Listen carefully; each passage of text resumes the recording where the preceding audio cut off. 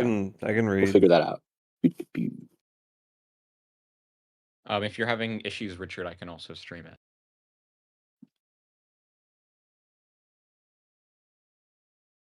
So I've got a Cursed Chair, Volume 1, 2, 3, Beyond Good and Evil, and Capital. You know what? Here, I'm gonna drop you on Nietzsche as well. That's gonna be relevant. That Bataille text. You only really need to look at the preface, to be honest with you. That's what I'm gonna be using.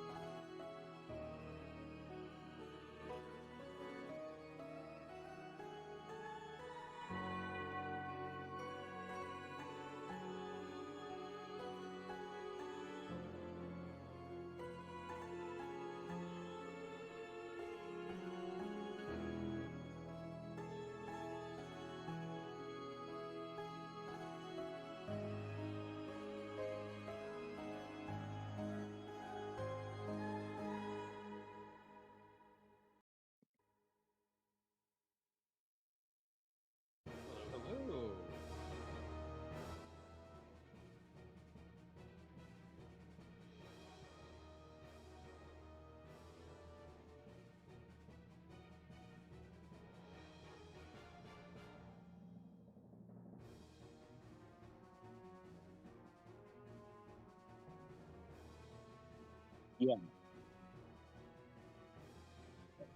hmm So this is an interesting article in that it's basically a book review, but it's a very uncritical book review. It's more or less onboarding the essential claims that are going to be made in the book by. I'm going to call him Biner. Okay, I'm not going to say it. That's a racial slur, Richard. But Ronald Biner is obviously very weary of the uptake of Nietzsche within the political left. Now, one thing we have to understand about this is that this has a history. Okay, for a long time, there have been people who are, in a sense, wringing their hands at the adoption of Nietzsche by left-leaning or left-wing figures within, let's say, politics. I suppose I don't know what else that would refer to. Um, for example, Thomas Mann in the 20s and 30s published lectures wherein he attributed Nietzsche to a growing tendency of irrationalism that he locates within German Romanticism. You also see strains of this with Georg Lukács, the famous Marxist philosopher. You see this as well a little bit in kind of shades of this in Emmanuel Levinas. So again and again and again, we see situations wherein pretty marquee thinkers have problems with the text of Nietzsche and certain aspects of his thinking, as usually regards stuff like equality, egalitarianism, universality, these sorts of things. Nietzsche is a very nifty thinker, and he's very aphoristic, and he's very comical, and he's very cutting, and he's just so rhetorically estranged from, I think, the conventions of orthodox philosophy that it is often the case that he is liable to misreadings. And I think today we're going to see one of the kind of worst examples. Right now, I'd say that there are a contingent of philosophers who have kind of taken it upon themselves to more or less besmirch Nietzsche on this point, not really even engaging in simply a critical reappraisal or review, but more or less a kind of highly polemical, stylized, rhetorically quick and sweeping sort of takedown. Yeah, like a slanderization. More or less a project of slander. Biner is an example. More examples that I think are more familiar to the viewers of Sunday's channel would be people like Daniel Tutt, Gabriel Rockhill, their predecessor, Philosophy Tube. There's a big philosophical predecessor here in the works of Domenico Lacerda, who's also kind of a marquee person for this. But I want to highlight things in this article that are going to be fairly foundational about where this critique is coming from and some of its more fundamental issues beyond simply misreading. I think oftentimes when we approach people who read Nietzsche in this way, we kind of treat them as bad students, meaning that we treat them as people who simply have misread the text. And we just have to correct them, and therefore our work is done. We can go on and because we have a better reading of the situation. But I think further, really, it's not anything like this. I think a lot of these thinkers who are militating against Nietzsche in this particular way are more or less influenced by their own political philosophies that I want to, subsequently I will end up kind of expounding upon, and how these other political commitments, like to, for example, political liberalism, end up disabling their ability to read Nietzsche in an efficacious way. And for those watching, I want you to kind of take that away from this, that at the end of the day, as readers of text, you're always, in a sense, trafficking your history. And it's the job of you as a critical interpreter to, in a sense, be mindful when you're doing this, because that's how the work of thinking is conducted. Or in a sense, be mindful that you're doing this, because there's not really an escape from history, right? Yeah, indeed. Be self-aware. And without further ado, I think I'm going to roll. Shall we wait a little bit for people to get into the chat, hang out for a few minutes as we get warmed up? We don't need to jump right into the article. We can wait another. Yeah, that's fair. Okay, we can do that. We can let the masses pile in.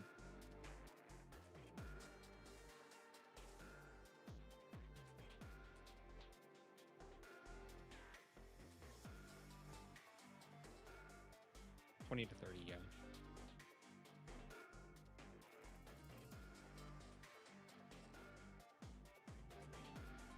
Gotta Yeah, build yeah. up the sensation.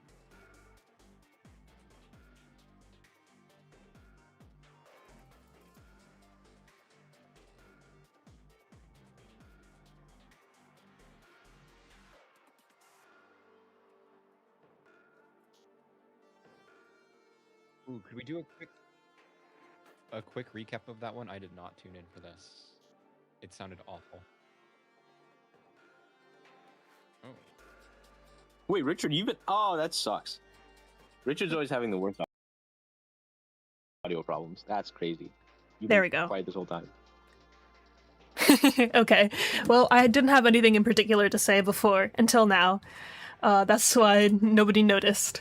I said that I read this article 2 or 3 days ago when we were... Oh, I was naively reading this Daniel Tutt article about the Nietzschean murder of Jason Arde. It's a suicide, but, you know, whatever. Well, and it's not I don't- Nietzschean. Is it confirmed suicide? I don't really... I believe don't it's really know been... that that's been confirmed. Or has it not? Yeah. No. I think that there's possibilities, for example, of overdose, etc. I don't really know. We don't really know whether it's intentional, right? I guess so. That's a notable distinction. Self-inflicted, I guess, would be. Yeah, Mhm. I was thinking it's something like self-inflicted, then. Sure, yeah, Self-inflicted mortality. Yeah. So yeah, this is pretty short, so we'll go over it, critique it, and then we'll get into a Bataille essay that talks about this in a more comprehensive and, like, I guess, proper way. Ooh, this will be interesting because I have not read the Bataille piece. Me I'm neither. not going to agree with Bataille or not on this.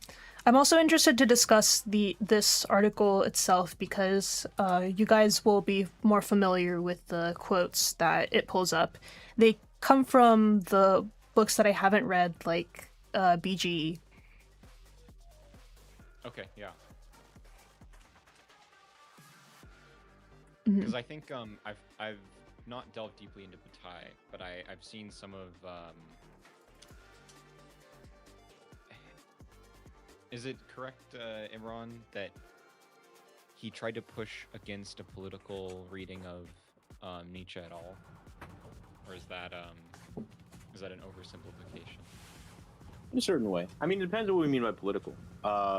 When he certainly was in the spirit of not using, and it's, well, for him, not putting Nietzsche to use, is what he would say. Right. More or less, not subordinating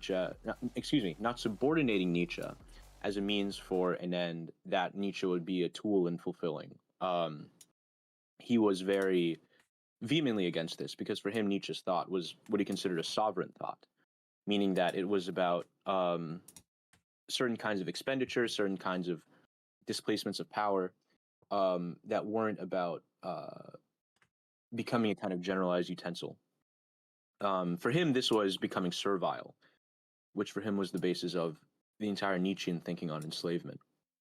I see. But yeah, Interesting. anyway, it'll get into stuff like that.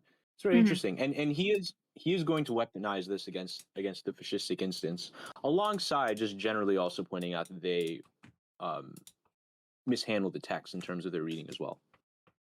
But that's to come up. There are going to be a lot of references today. I think there are also going to be references to thinkers who are not immediately within this discourse that I want to make, like Marx, for example. But yeah, this is going to be a good one, y'all. Lots to come out today. I think this is a side of Bataille that people are very unaware of, which I think is very interesting. I know that within the general kind of Sunday community, people are aware of Bataille, and they're somewhat aware of what's at stake in his thinking about expenditure and its relationship to capitalistic production. But I don't think this is a side of Bataille, specifically the way he reads Nietzsche, that is very well covered. I don't know if this gets covered in the I don't think are there any Bataille reading groups in the QC? I don't know. I don't really But know. beyond, Not currently. yeah, I think there have been in the past, but before my time. okay. And I imagine if there are, then they're probably simply about like a Cursiture Volume 1, which is also my, in a sense, starting text. So we're going to see another side of Bataille today. Not when I say another side, not a contradictory side or a side that's entirely discordant with the rest of his main philosophy, but as something that is, in a sense, another valence from which to view his thinking on expenditure, his thinking on sacrifice, his thinking on continuity, his thinking on all these sorts of things. What's the count, Richard? What's the audience? The count 15. 15. Okay. So we're getting 16 now. We're getting somewhere. Oh, before we start also, I was wondering, August, is it possible for you to put that gain filter on? Because at the moment you're still lower than Imran, who is lower than me.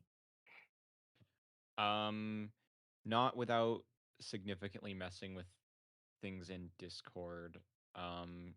Is it okay to just turn my volume up in Discord? I already have it all the way up. Oh, okay. And you're still quiet. Sure, let me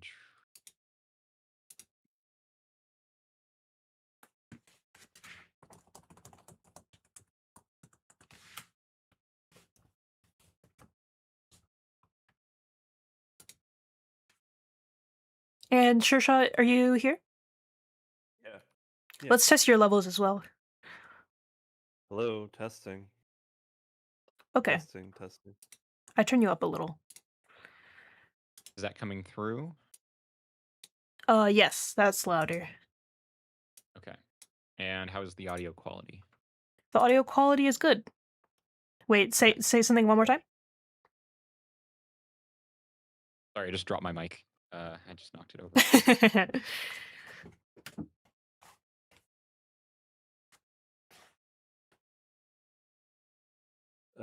Hey August, since Richard isn't in the QC, do you think you could announce the stream in the QC?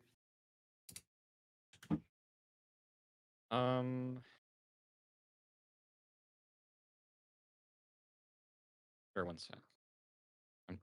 My mic is being not wanting to stay in place right now.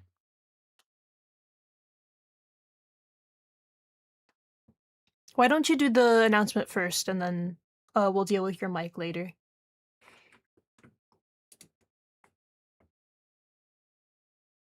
This is Cope. We don't. August doesn't want us ruining his street cred. That's what this really comes down to. Really? But this is the perfect thing to introduce in the QC, I think. No, I'm fucking around. We'll see. Okay. There's a bunch of Nietzsche heads over there. Yeah, they're gonna help us. We have to be humble. There's an interesting series for Columbia called Nietzsche 1313, hosted by pretty renowned recent philosopher Bernard Harcourt, American, where they look at the influences of Nietzsche, or rather the people who've been influenced by Nietzsche, and have kind of trying to take his work and do something with it. So they have seminars on Deleuze, on Heidegger, on Blanchot, Bataille, all sorts of people, and even Irigare.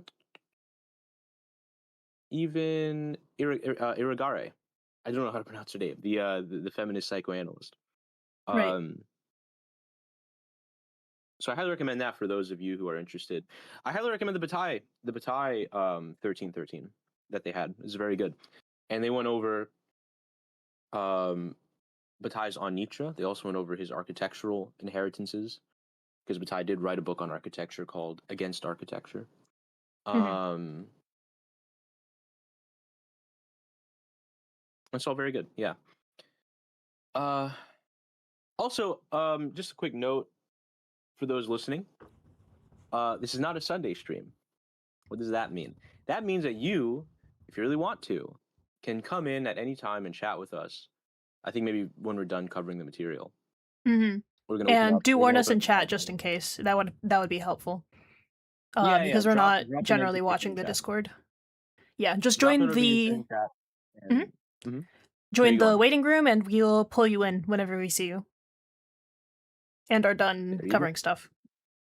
Yep. Exactement. Mhm. Also, I'm sending a PDF of the Accursed Sheriff Volumes 2 and 3 for people in here, in case we have to. I might have to refer to this at some point as well. Also, I might also drop a PDF for Capital. If I can find For it. Capital. I sent a message in the QC. Awesome. Also, we are at 20 people. All It's at right. 4, actually, I see. Fuck, I think we're good to go. Awesome. Okay. I guess I'll start. We can go paragraph by paragraph or something. Dangerous Minds, Nietzsche, Heidegger, and the Return of the Far Right by Ronald Biner.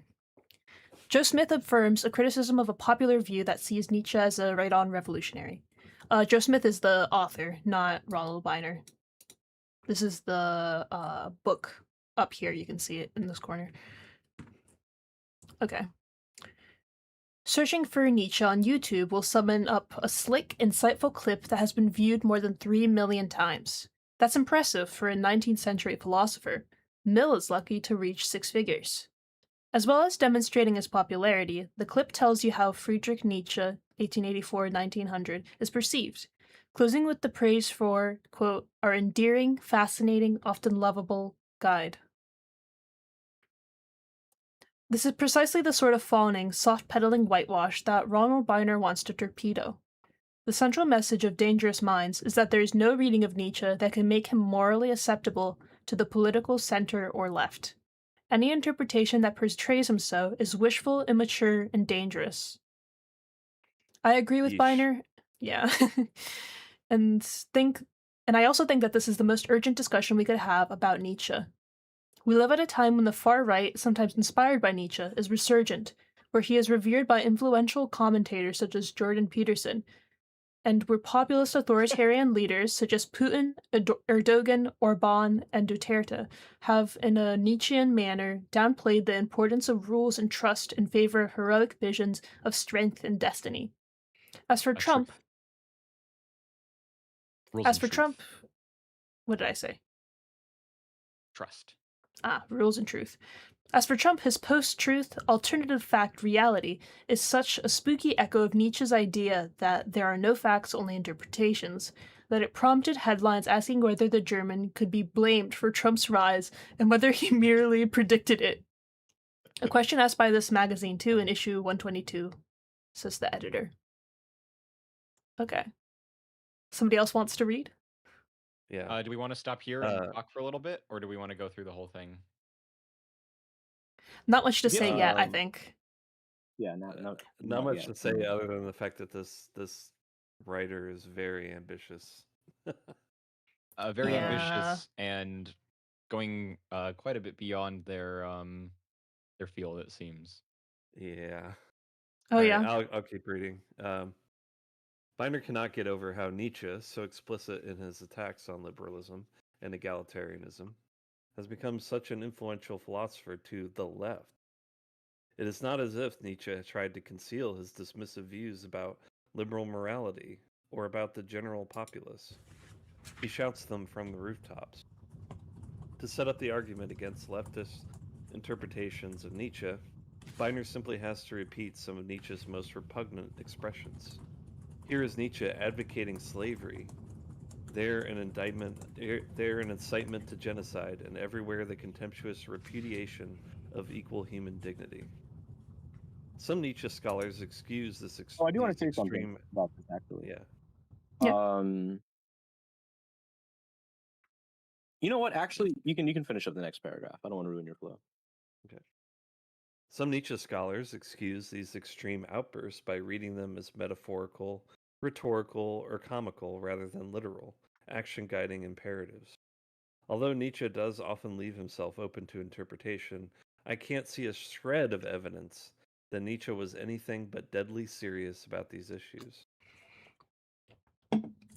Okay, very interesting. So there's a lot of I think this is going to be the meat of the offending content. So I do want to say some things here. The way that most people try to approach these sorts of accusations against Nietzsche is to simply say that they're misreadings or that they miss something about Nietzsche's style. And while that's usually true, I think there's actually something deeper going on in these accusations that I think need to cut to the heart of why they're happening, which is that there's still, in a sense, a haunting of the specter of liberalism, frankly, that has to be addressed. Yeah, this person is clearly not leaving room for anything that utilizes Nietzsche that would be left that is not a liberalism. He's saying attacks on liberalism and egalitarianism as if those are like the horizon of what the quote unquote left has to offer. Mhm. Yeah, and so for those of us who are listening, who are Marxists, for example, if you're listening to us right now and you subscribe to a lot of the thinking of Marx, this is going to be really relevant for you. For one thing, it's rather expected that the left and leftists especially have remained, in a sense, unable to critically review the abstractions and universalisms, which seems to me to underpin liberal morality. Why? Because liberal morality arises from the abstraction of unique beings, unique persons, our distinctness, our lack of being identical to each other. This is abstracted into a kind of universalized man. What Marx himself, The concept of the soul and the choosing person given so power by God, right? That's necessarily this idea that we're all equal before God, right? yes, yeah, absolutely. So this Abrahamic equation, let's say, allows Marx to talk about what he calls man in the abstract. And I'm gonna lean on Marx for this, because although the article does not say anything about Marx explicitly, oftentimes people who are launching this critique are coming from a specifically Marxist tradition. This is going to be your Daniel Tutts, your Gabriel Rockhills, your C. Derek Varnes, etc. They all profess to have a decent or better idea of using Marx or Marxism or Marxisms in order to approach something like a leftist politic. And so what we have to understand here is that Marx himself understands that this is already, in a sense, the result of an abstraction. Marx, being a materialist, is not foolish enough to hold liberalism as a separate ideal, distinct from society and its modes of production. This gets back to how Marx views history and society and anthropology fundamentally. Although anthropology wasn't a consolidated field by the time that he was writing, some people call Marx, in a sense, a proto-anthropologist because he tries to, in a sense, establish general laws of human conduct. The abstraction into man, which undergirds the doctrine of human equality, so all of your liberal egalitarianism is predicated on the same fundamental abstraction, it is for Marx only developed alongside the maturity of commodities production. And actually, for those of us who have capital, I'd recommend that you open up, if you have the Penguin, this is on page 152, where Marx is actually talking about the development of a universal system of value, like what we have now with money. Well, money is the representative of this, but Marx points out an interesting problem, which is that in the time of Aristotle, he is unable to actually equate different objects. He's like, I don't know how to make two beds equal to a chair. Why? Because Marx points out there's not a notion of the equality of products as being equal forms of human labor. But this is only human labor in the abstract. This simple equation that we see, for example, in Christianity, as August pointed out, that allows for us to view different objects that are commodities as equatable, or as able to be equated.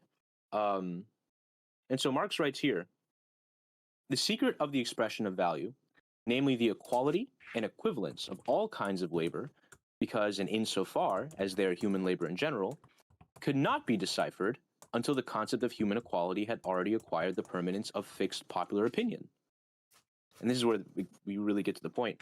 This, however, only becomes possible in a society where the commodity form is the universal form of the product of labor. Hence, the dominant social relation is the relation between men as possessors of commodities.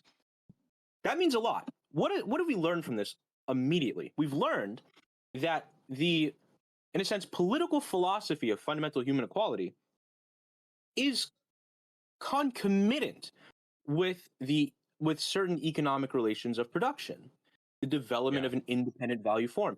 This gets back to the heart of Marx's materialism, because for Marx, things like doctrines of equality are what he calls superstructural phenomena, meaning that they are developed, or rather they are, in a sense, subsequent results of certain relations of production. In other words, certain relations of production necessitate certain forms of cultural existence within societies, such that these cultural existences are justifications, ramifications, expressions of these more fundamental aspects of economic production and reproduction, the mode of production. They're part and parcel of the process. Precisely. So what does this mean then? What are we saying here? Human equality, for Marx, is thus historically located as a functional result of the relations of production which establish the commodity as the universal form of labor. So he's not shy to posit political philosophies as, in a sense, cultural emanations from fundamental modes of production. And he makes a similar move. And so before I elaborate this includes liberal equality. So all this point about the egalitarianisms, about liberal freedoms, about this whole kind of contractualized, abstracted, universalized notion of man and his rights and his freedoms and his consent and this whole thing are for Marx. Capacities, even, yeah. His capacities, even, are for Marx the result of developments in the in modes of production. And so this is really important. This is so fundamental to understand, guys. This is so foundational because you are going to run into a lot of liberalized Marxian-seeming commentators. By this, I mean you are going to run into people who believe that the Marxist project is fundamentally extending out certain liberal institutions of thought and organization, without realizing that for Marx, this is already the result of a certain aspect of production, which is subject to change within the history of human civilization, let's say. And Marx takes an anarchist to task for making this mistake, for, in a sense, taking what are the subsequent results of our mode of production and trying to turn it over and form it into a kind of eternal notion of justice, of proper practices, in the same way that Smith is doing in this article when he indicts Nietzsche. So Marx, if you open up Capital to chapter 2, Marx will talk about this guy named Proudhon, who is a French anarchist at the time. Now Marx says that this whole point even extends out to juridical relations, meaning relations, for example, of private property. He says here, in order that these objects, meaning commodities, may enter into relation with each other as commodities, their guardians, meaning the people who bring commodities to the market, their guardians must place themselves in relation to one another as persons whose will resides in those objects, and must behave in such a way that each does not appropriate the commodity of the other, no stealing, basically, and alienate his own except through an act to which both parties consent. By this he means economic exchange. The guardians must therefore recognize each other as owners of private property. This juridical relation, right? Private property is enshrined in law. It's a juridical relation. This juridical relation, whose form is the contract, whether as part of a developed legal system or not, is a relation between two wills which mirrors the economic relation. The content of this juridical relation, or relation of the two wills, is itself determined by the economic relation. This gets back to the whole materialist aspect. The reason why we have this relation of private property, of certain forms of morality that result from those forms of private property, are the result of their being necessitated by the system of capital, which is predicated on certain forms of exchange. Here the persons exist for one another merely as representatives and hence as owners of commodities. So it's very fascinating that we have here a situation wherein we understand from a Marxist perspective, this is just simple 101 Marx, y'all. Simple 101 leftism, that forms of morality and forms of other forms of legal and social organization are downstream of fundamental modes of production. And so when we turn around and we try to, in a sense, eternalize these edifices as ways in which we should somehow now indict the mode of production or indict thinkers who run afoul of those principles. It's like you're actually, in a sense, just extending out, or in a sense, making forever certain aspects of the political economy that you're trying to get away from. This is precisely what Proudhon does. Reification. Yeah. Reification, precisely. Now, I want to say something here real quick. There's another line here. I don't know if you read this, Sure Shot, where it says, Biner reminds liberals that a commitment to human equality in some dimension concerning rights, freedoms, or consideration as moral beings is the defining principle of any post-Enlightenment morality. It is non-negotiable. This is so interesting, right? In fact, commitment to some equation of beings is at stake in all systems of morality. You, in a sense, always have to engage this fundamental It's reduction always of a life. question. It's always a question of the fundamental reduction of life in order to cast moral judgments upon systems, upon states that are equivocable as reduced cases. This dates back to the Socratic quest, even, for rules and principles, which he calls forms, by which non-identical cases may be identified and judged accordingly. Meaning, this happens, for example, in Socrates says, what is the rule by which I can say whether this or that is pious or impious? Well, not only that, but this was, I mean, this was the topic of the Enlightenment, right? Like, this is the questioning process that gave birth to the ideology that this author is so defensive of. Absolutely. I mean, at the end of the day, and I really what's at stake here is me saying that anyone who holds these kind of liberal critiques of Nietzsche are bad Marxists. This is just fundamentally bad. I mean, this guy doesn't even really hide it. He talks about Nietzsche's dismissive ideas of liberal morality, and it's not. This is not some like ridiculous out there critique. This person is very explicit about where their interests are, that being in liberal institutions. Yeah. And the maintenance And of so, them. to round this Actually, off, I have a quick I have a quick quote from Nietzsche too as well. please, Here. Liberal institutions cease to be liberal as soon as they are attained. Later on, there are no worse and no more thorough injurers of freedom than liberal institutions. Their effects are known well enough. They undermine the will to power, they level mountain and valley and call that morality. The same, I'm skipping ahead a little bit. The same institutions produce quite different effects while they are still being fought for. Then they really promote freedom in a powerful way. On closer inspection, it is war that produces these effects, the war for liberal institutions, which as a war permits illiberal instincts to continue.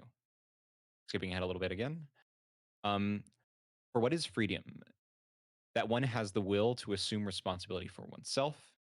How is freedom measured in individuals and people? According to the resistance which must be overcome, according to the exertion required to remain on top. Mm-hmm. So you can actually see in a way that this author, I guess, has no idea about, Nietzsche in an odd way, almost valorizing some of the things that could be associated with liberalism, but precisely the ways in which it is illiberal, in the ways in which things like fighting for the values one believes in is actually something that does promote a real kind of freedom, right? Yeah, like he's Requires saying something that beyond what is permissible Mhm. under liberalism. He's saying on the other almost hand- that liberalism doesn't go far enough, or that it's not sufficiently it doesn't live up to its ideals because of the way that it works once it's already fought for and won. It's not that it doesn't live up to its ideals, it's that the creation of liberalism is antithetical to its ideals, and the process of its creation often gets mistaken for its effect. So things like the exercise of power of a great many people such that they can attain greater power in society is substituted for the ideals and morals that then are instituted as the social standard in their wake, right? Mm-hmm. Oh, I see. But it's actually this exercise of force that is the thing that is promoting real freedom. It is the ability for people to stand up for themselves, basically, to revolt, to not give in to an authority above them that is an exercise of freedom. And that is something that liberal institutions in the production of something like Imran was talking about, the universal consumer commodity, etc., um, often can have the opposite effect, where they promote complacency, which is something that Nietzsche is very much cautious of Um, and critical of. Mhm. yeah, Yeah, and yeah. you can see this dissonance inscribed in like say the French Revolution, liberté, égalité, fraternité. And if you listen to the French national anthem, it's like explicitly violent. It's like, yeah, we're like everyone like pull out your swords. Uh, we're going to murder the enemies of freedom. It's like very Yeah. I explicitly mean, violent. think about the American Revolution. What were some of the parts that we now talk about in retrospect as being incredibly important? It's precisely the types of warfare that went against the contemporary morality Yeah. Give of Well, I me mean, things funny liberty like or about give me ambushes. death. what's so funny about it is that like the rebellion is literally started over what we would consider today like a pittance of Right. attacks. Yeah, yeah, yeah. And Yeah. in fact, this our national anthem attests to this. Our national anthem recounts a battle, interestingly enough, Yeah. which we succeeded in. The French version of that is like goes way harder though. Mhm. La Marseillaise is like, yeah, it's No, like you know what? Warhammer.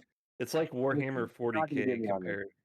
You're Yeah, not going to get me on Yeah. this. Our national anthem is so fire. No, I'm not going to hear this from you. I think But what's unique um, about our national anthem is that it's like difficult to sing. It's like musically complex.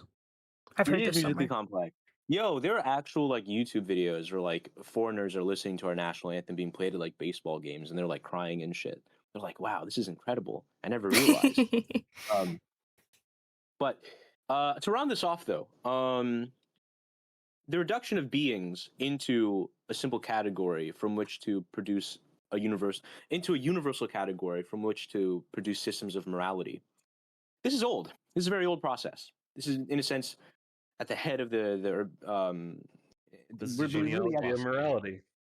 it's the genealogy of morality. It's at the beginning of the history of philosophy. And so what am I saying? I'm saying that this tendency is not exclusively left-leaning, as is evidenced by the liberal and contractual morality which currently justifies the interstate system of capital. So what's so bizarre, I think, as well, about launching a specifically liberal critique against a leftist project, or it's any kind of left project that would want to embrace the liberalism of Nietzsche, is that it seems to forget that it is by liberal principles that the flourishing of capital is able to ensue and be justified and ramified in the first place. This is the intellectual handmaiden to actual, real material developments of capitalist production throughout our recent modern history.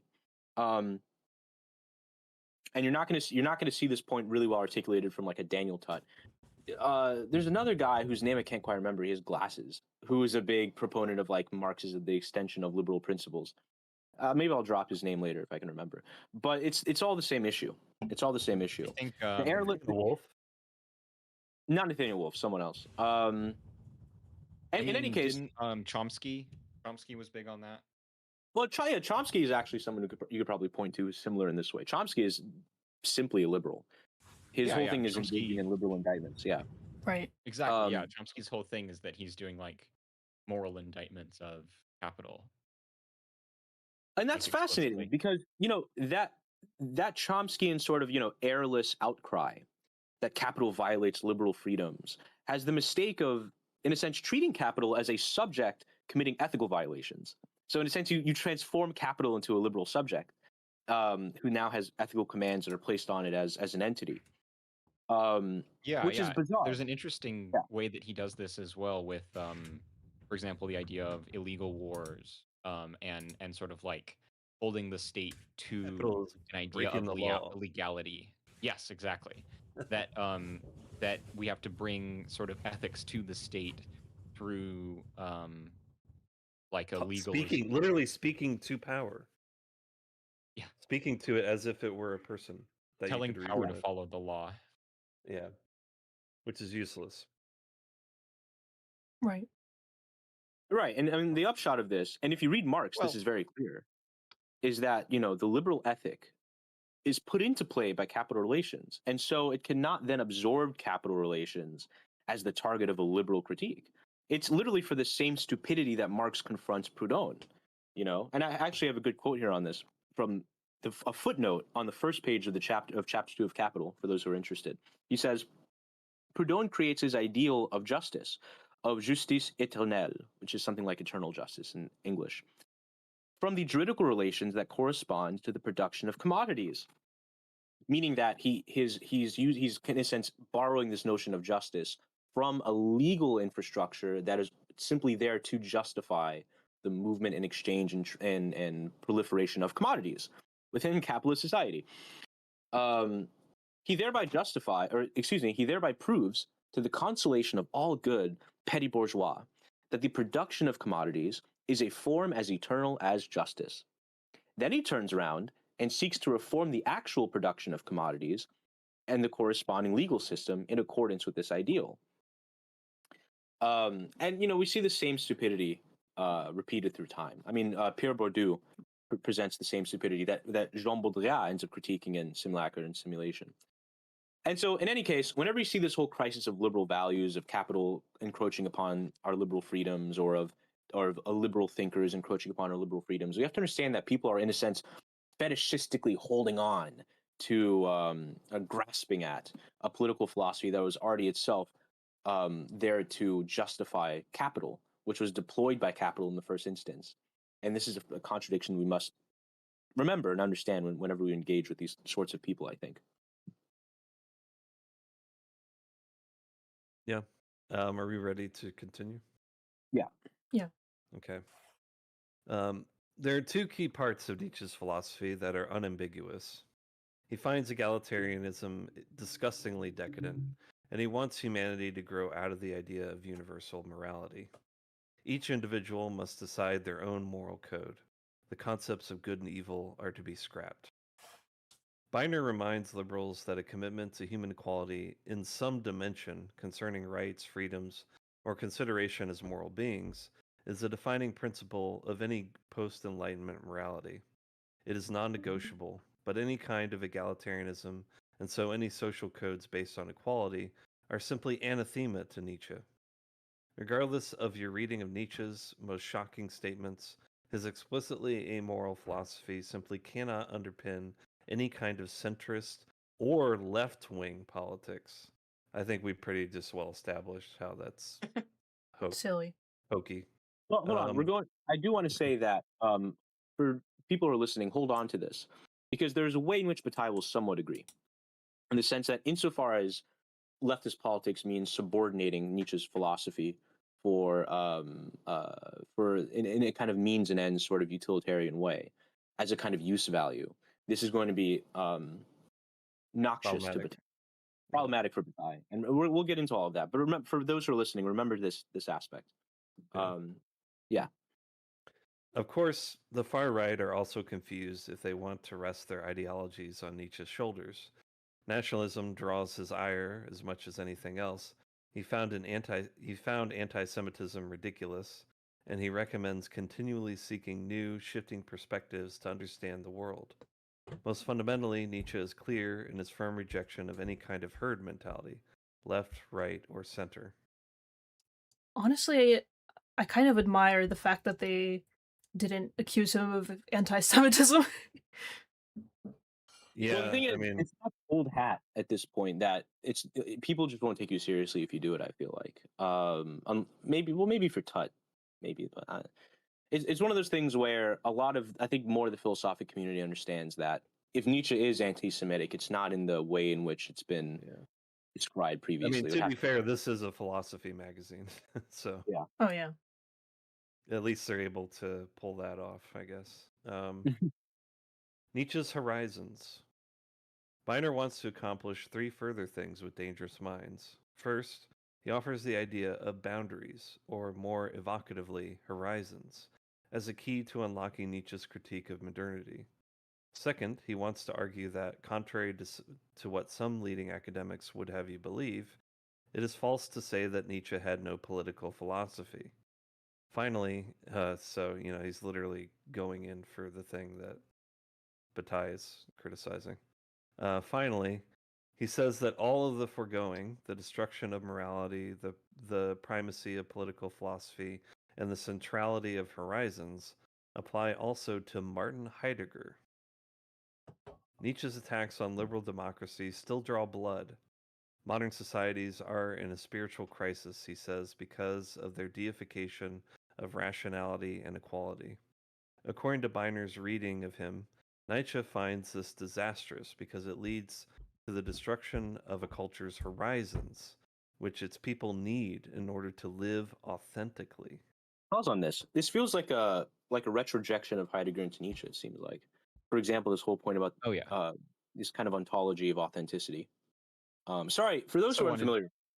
I should just say whenever you hear someone say ontology when they're speaking of philosophy, all that refers to is what they call the study of being. This derives from the Greek term ontos, which we tend to translate as being, and the suffix ology, which we tend to translate as something like the study of biology, the study of life, etc., etc. So ontology just means the study of being. For those, just to clear that up, because I think a lot of people, they float terms, they never explain them. But sorry, continue. Yeah, the study of how things are. Yeah.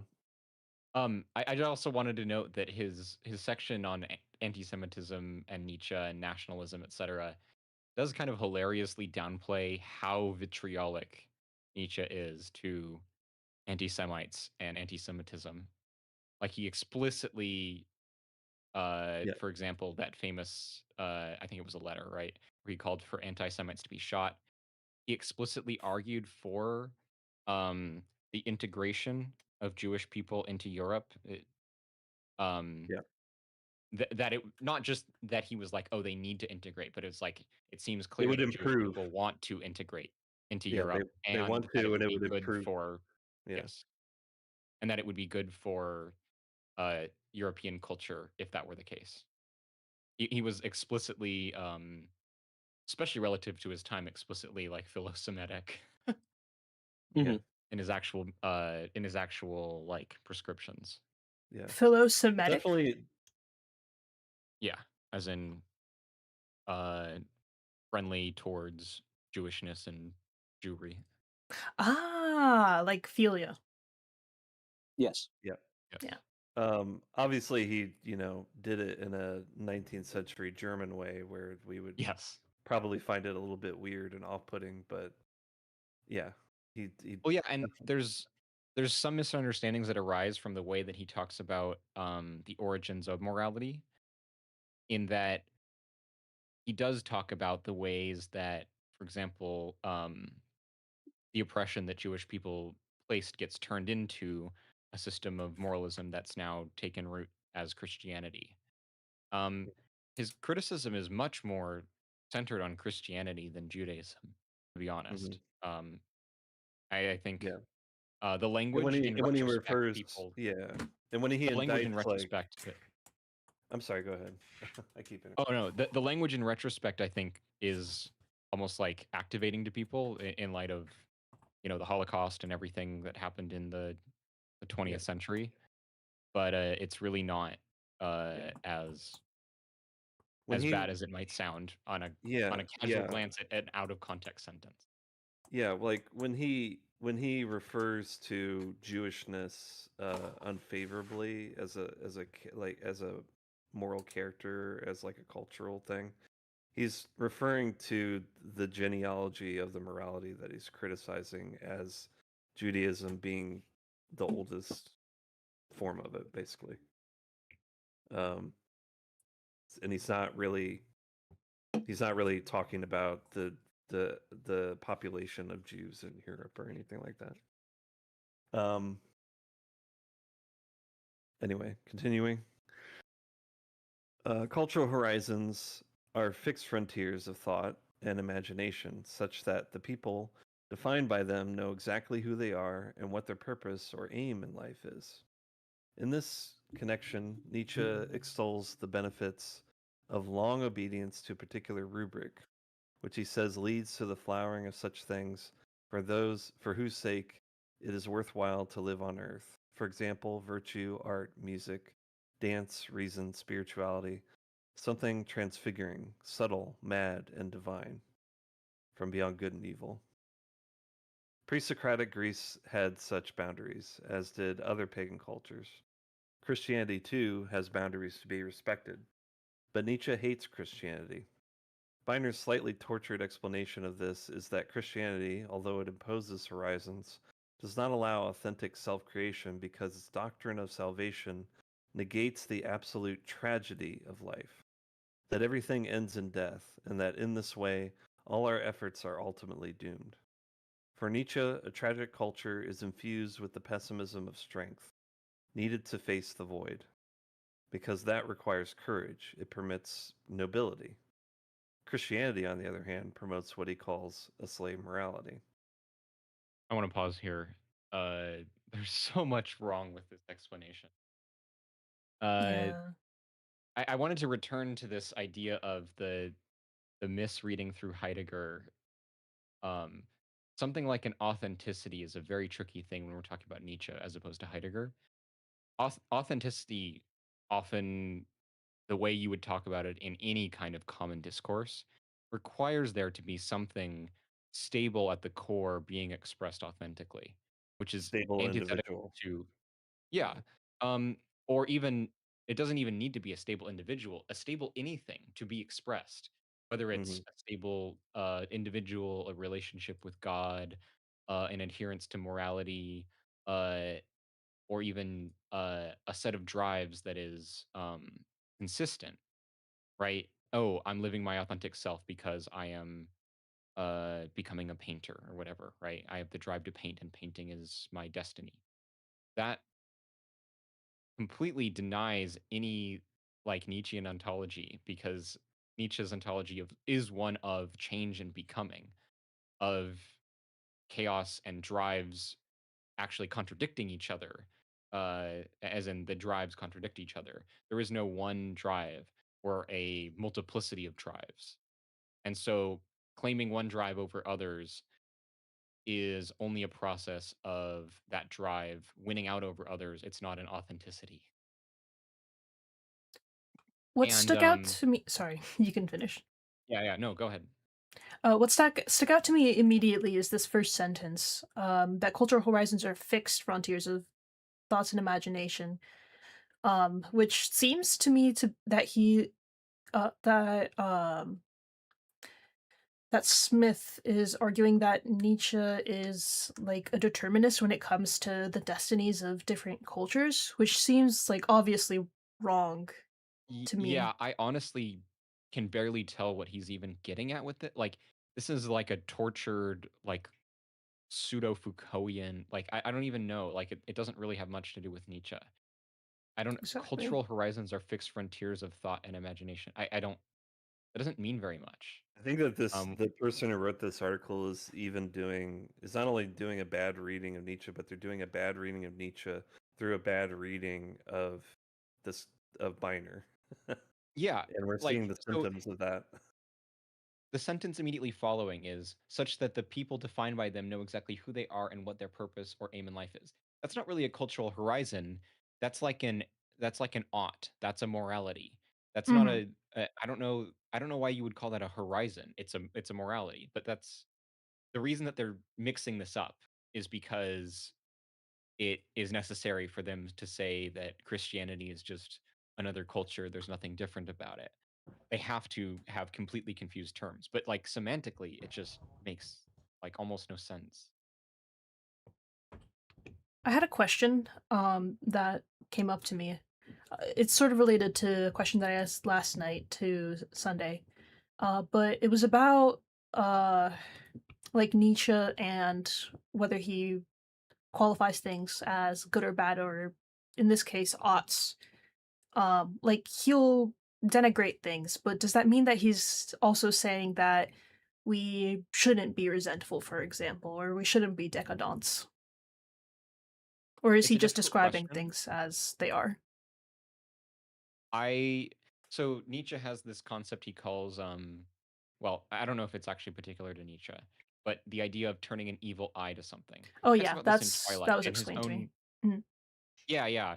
it's his own sort of tension, and you can read this especially in something like Twilight, where he's sort of reflecting. He didn't know that this was the end of his writing career, I don't think, but where he's reflecting on his earlier work quite a bit, and he's thinking through, and the answer is complicated because he does want to elevate life, but elevating life isn't a matter of necessarily saying being resentful is evil, you ought not do it. It's a sort of radical acceptance of where life is at, which includes in weird ways things like resentment, where he talks about, for example, the ways that the priests are motivated by will to power, and to recognize that there actually is sort of a will to power behind, for example, denials of life. And so the immoralists, actually, I can probably pull up a good quote on this. The immoralist doesn't really say no even to that. The immoralist tries to find it's the shifting to perspectivism that's the important thing, where life becomes its own justification, which Mhm. includes not sort of moving beyond the need for there to be oughts in this way, where life is sort of exalting in its own power. Life is justifying itself. But that doesn't necessarily mean condemning other kinds of life in a simple way, at least. Being critical of them is, in a way, his own way of exalting uh, the life process in a perspectival way. Can I say something? Like, Can I because ask something I else? guess I had like one last sentence, which is basically Oh, go like on. to say otherwise would be to basically say like, oh, would the most life affirming that thing then to be inactive? And the answer is absolutely not. No, the answer is Mhm. to be active, to be engaged in the world, and um that's the best answer I can give, I guess. Yeah. Sorry, go ahead. I mean, of course, I'm remembering Twilight now, and Nietzsche is always indicting those who are, in a sense, attempting to stifle the plurality of existence. We can maybe put it this way Yes. provisionally. And so when I think about Nietzschean, I don't know if you want to call them judgments, evil eyes, or something like this, I'm thinking almost like how you can, in a sense, I think we all have these moments where, say, for example, we see a certain type of life, and we recognize very immediately that this is not the type of life that we want to live. However, we do not necessarily, by this realization, engage in kind of morality about stifling or squeezing out or destroying the type of life that we've observed. Rather, it is something that it is a kind of discrimination that doesn't seek to, that avoids the ecce homo. Ecce homo? Okay. I think Ecce? I'm Is not that how you sure. pronounce it? Eki, yeah. Ecce. Anyway, sorry. It's like, I think of Nietzsche as the philosopher of best practices in a certain way. Where it's like It's very pragmatist of you. it is, I know. But it's something like, if you ever receive advice from someone, it's not necessarily them saying that they want every other form of life to be eviscerated. But there is a discrimination, a delineation, a certain kind of selectivity that goes on, a certain kind of, I think what Nietzsche would call saying no, that happens implicitly, um, that occupies that weird space between not saying anything and complete moral legislation. Does that make sense? Yeah. Yeah. Here, I can point to a couple passages here. Man, I love this whole section. Do you mind if I read out the whole section, or should I keep it brief? If you, Yeah, It's keep like a it page brief. and a half. Okay. yeah. Okay. Morality, insofar as it condemns for its own sake and not out of regard for the concerns, considerations, and contrivances of life, is a specific error with which one ought to have no pity, an idiosyncrasy of degenerates, which has caused immeasurable harm. So there he's immediately saying it's not necessarily just that all morality is bad. It's that the way that morality as a system of oughts. Denies life at Mhm. times. August? That's when morality is at its most pernicious for Nietzsche. Oh, hold on. I think August is having a mic thing. Yeah. Okay. Whoops. Do you know this passage, Imran? Vaguely. While August is recovering himself, I do want to say, just a reminder for those in chat. After this, we're going to go over Bataille's essay, Nietzsche and the Fascists, written in 1937, where he critiques the recent, or let's say contemporary to him, Sorry appropriation about of that. Nietzsche I got interrupted by with dinner plans. the Nazis. Okay, yeah, no, please continue. Yeah. So it's Nietzsche speaking against morality is coming from a position specifically of the exaltation of life, which can include things like people proclaiming oughts as a form of life affirmation. It's just the way that life turns back on itself. And so he also continues on that we immoralists um, made room in our hearts for every kind of understanding, comprehending, and approving. We do not easily Mm. negate. We make it a point of honor to be affirmers. Yeah, I think that it's very pithy, and I think it gets to it. Does Mm. that make sense for you? Does that answer your question? That's helpful. I think I understand the like what affirmation means for him better now. Okay, great. Yeah. And like his relationship to morality and like aughts. What's it called? To norms. Yeah, I mean, it Um also gets tricky because for Nietzsche, Nietzsche is, I don't know if determinist is quite the right word, but I guess close to a determinist in the sense that mm, he understands things as a uh, broken or unbreakable connection of everything. And so there's a sense in which any kind of morality that says things ought to be different than they are is one in which life is necessarily being denied. Mm-hmm. As a package deal. Nietzsche mhm. loves his package. If a fatalist, maybe. But Mm. Well, in a Yeah, sense, I think that's it's positing the impossible, which is in a sense a disconnected procession of things, of something in yeah, particular. it's positing the possible or the impossible, and in that action of positing the impossible is comparing actual existence to the impossible and negating it and denigrating it. Yeah. Which is spiritually platonic. By the way, Exactly. I think this is where literature is very fascinating for me. I think whenever you read a good story, you get a hint of this. A lot of good stories are predicated upon the difficulty of, let's say, ethical decision making because of the realization that everything is folding into everything else, and that one's consequences. Um, I mean, there's a funny joke from Jean Baudrillard, the French philosopher, about this exact thing. He says something like, one wishes to do evil, or rather, one wishes to do good and they end up doing evil, and vice versa. One wishes to do evil and they end up doing good. And this is the kind of fundamental irony of existence. You do one thing, you shoot for one thing, and you get something else, precisely because of the interconnectedness, that in a sense networked, intermeshed, interwoven relation that never ceases, even when we try to analytically cut apart decisions, consequences, causes, effects, so on and so forth. Um, Oedipus Rex. Yeah. yeah, precisely. Well, that's really interesting. The Greeks had a lot of Greek tragedy. Appreciation of that. Yeah. Yeah, absolutely. The bending of fate. Um, anyway, continuing, I guess. Go ahead.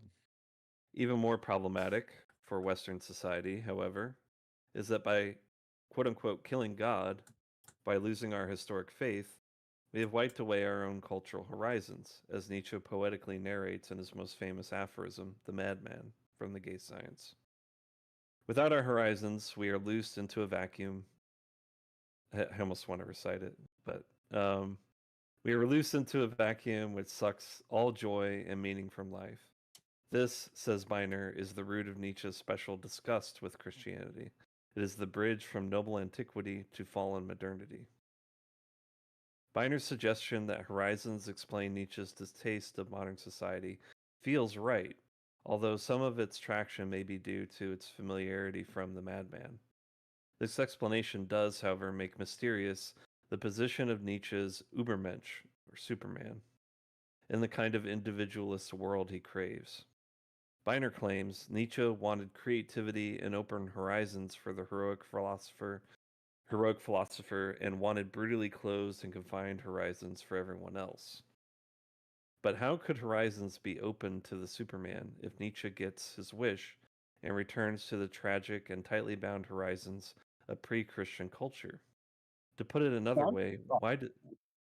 Yeah, sorry, one more let me sentence finish left. this. So let him finish. Yeah, sorry. To put it another way, why does Nietzsche mourn the wiping away of horizons that Christianity and then the Enlightenment brought with them if his supermen are going to set their own horizons anyway? Just a tiny Because you writing don't understand nitpick. Nietzsche. Superman is capitalized here, but it's lowercase over here. This is wrong. Only The because grammar it shows up. The grammar This Nazi is just has badly ascended. written. Yeah. Yeah. Man, this person doesn't seem to understand anything Nietzsche's saying, or even anything at all. It seems like so. Like in the previous paragraph, the cultural horizons one, they were talking about a nonsense concept for Nietzsche's criticism of Christianity, which is this idea of cultural horizon, which is not Nietzsche's criticism. But so they're continuing on this line of thinking to say And that then coming to the cliff where they realize, oh, I can't go any further than this because it doesn't make any sense. It's like, oh, it's almost like you don't understand Nietzsche. well, yeah, this Where's idea this of cliff? the horizon being the fundamental thing. I mean, Nietzsche talks about like the sun aphoristically, for example, in terms of like the blinding truth, the will to truth, etc. This has almost nothing to do with what's being said here. It just so this quote from the book: Nietzsche wanted creativity and open horizons for the heroic philosopher, and wanted brutally closed and confined horizons for everyone else. I mean, the Übermensch is like a state beyond humanity. It's not like a guy who he's just like picturing in his head or thinks that he Yeah. is. Or, well, furthermore, the Übermensch wouldn't rely on such an ordering of things. Again, Right. because it's beyond humanity. Yeah, yeah. In fact, I want to say in Zarathustra, Nietzsche talks about the process of overcoming, and the final stage is that of returning to a childlike state. That is one of exploration and like experimentation. This is much more so if we were to talk about something like the Übermensch, a state of humanity in which humankind is experimental, playful, not held back by its own fears of and investments in the current functioning of things, such that it, Repression would be antithetical to that. yeah, Yeah. Well, I mean, and also this idea of he also doesn't want to specifically. return to pre-Christianity. I don't know this person. Well, yeah, that's Sorry, kind of Yeah, what I wanted to that's get to as well. a total It's that counterfactual. well, the pre-Christian point is interesting because they're linking in a general romantic fervor that was at work at the time during Nietzsche's a little bit before Nietzsche, really. There is there is a thread of fairly uncritical romanticism both in German and English culture within a certain Wagner, time period, yeah. like Wagner. I can't speak too authoritatively on Wagner, but I think he has moments like this, and some others. But for example, if you read Raymond Goyce's translation of Nietzsche's The Birth of Tragedy, he'll point out that Nietzsche is already much more sophisticated than a lot of these other accounts. For one thing, because he segments different points of time within Greek society. That's the first thing that'll happen. Also, Nietzsche's always focused on the future. I think there's literally an explicit statement where he's like, how could we imagine that the ideal is in the past when there's still so much ahead of man as such. We haven't even lived close to our allotted time, so to speak. And so the idea of the ideal being somehow behind us in some almost kind of prelapsarian state, and we have to kind of venture back to it, is a little bit confused. Yeah, Nietzsche Yeah. doesn't even just like gesture at this. He directly speaks against this. Actually, I don't know if anyone's seen my bio, but I think I've had the quote a couple times. No one is free to be a crab. I'm pulling that up right now. Here. This aphorism is called "Whispered to the Conservatives." What was not known formerly, what is known or might be known today, a reversion, a return to any sense or degree is simply not possible. We physiologists know that. Yet all priests and moralists have believed the opposite. So he's directly calling anyone who would call for such a thing a priest and a moralist, or a priest or a moralist. I mean, both, I guess. They're not separable. But anyway, they wanted to take mankind back, to screw it back to a former measure of virtue. Nietzsche would laugh at this idea. Morality was always a bed of Procrustes. Even the politicians have aped the preachers of virtue at this point. Today, too, there are still parties whose dream it is that all things might walk backward like crabs. But no one is free to be a crab. Nothing avails. One must go forward, step by step, further into decadence. One can check this develop and thus dam up degeneration, gather it and make it more vehement and sudden. One can do no more. Like, he directly thinks that this idea is an absurd, like, life-denying artifice of the moralist to believe that you could ever, like, even, like, valorize the past. Like, you were mentioning Beyond Good and Evil. Beyond Good and Evil is Nietzsche's most romantic book, and even there, he's not, like, a romanticist in that sense of returning to that. It's just ridiculous. Yeah. Basically, this is the author of this article coming up to their own limitations of understanding, and being like, "Why is there this weird contradiction going on that I can't put my finger on?" It's like, yeah, buddy, you don't understand any of it.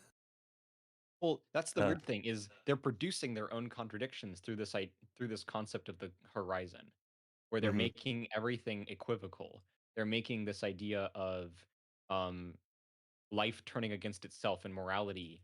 They can't actually condemn morality or understand morality as a system of like life condemnation, and so they've Yeah. invented this concept for Nietzsche, at least, of cultural horizons, Mhm. which is not which it then directly leads to, I guess, all cultures are like equivocal and all horizons are Yeah. just horizons. So why does any of it matter? I And what is mean, Nietzsche talking about? yeah, Because I've convinced myself it means nothing. I think part of this is the symptom of a political scientist writing this book, and thinking in those terms of cultural horizons is a very like political sciencey, it seems, kind of concept. I don't know how well. Obviously, we haven't read the book. We don't know how Biner has developed and justified that concept uh, through Heidegger and then as a reading of Nietzsche, but there's definitely a lot of problems This is an interesting there. point. Obviously, I haven't read the text either, but it would be interesting if you were correct, because political philosophy is usually a mass philosophy. It's philosophy about something pertaining to the masses, and maybe all philosophy is at some level this way. But political philosophy, I think, is this way in a superlative capacity. Like it very Yeah, much is par this way. excellence. Yeah. Excellent. Mhm. And so the inability to think, um, let's say, the free spirit, um, I mean, I wouldn't be surprised if that was a consequence of something like this. Absolutely. I can't really say much about Heidegger, unfortunately, on this point. But the idea, I think there have been people who have tried to do this, that would kind of try to make Nietzsche kind of prototypical Heideggerian. Usually it's the Heideggerians that try to make this equivocation. But yeah, anyway. Actually, not simply the Heideggerians. You also have this with quote unquote leftists whose project is establishing Nietzsche within a strain of anti-rationalist philosophy. I don't know if people are familiar with this kind of anti-canon that's been produced recently. Not that recently. It's been a thing the entire 20th century. Again, since even like Thomas Mann and Lukács. that we have this kind of anti-rationalist strain that threatens not only liberal yeah. democracy, but not only not only liberal democracy, but a very liberalized understanding of leftist politics. Yeah, Lacerda that was Lacerda's explicit project. Yes. Writing Mhm. about Nietzsche. Yeah. Mm. Anyway, continuing. Did you have something to say, Richard? I heard you pipe up a few times. Oh yeah. Something else that I noticed here is that but how would the horizons be open to the Superman if Nietzsche gets his wish and returns to the tragic and tightly bound horizons of pre-Christian culture? Um, isn't it that the fact that the like things are tightly bound only for the masses and not for the overmen? Like the Superman might even be, or like the aristocrat might be created. I think the author is kind of equivocating between the Superman and the aristocrat here. Um, Yeah, Mhm.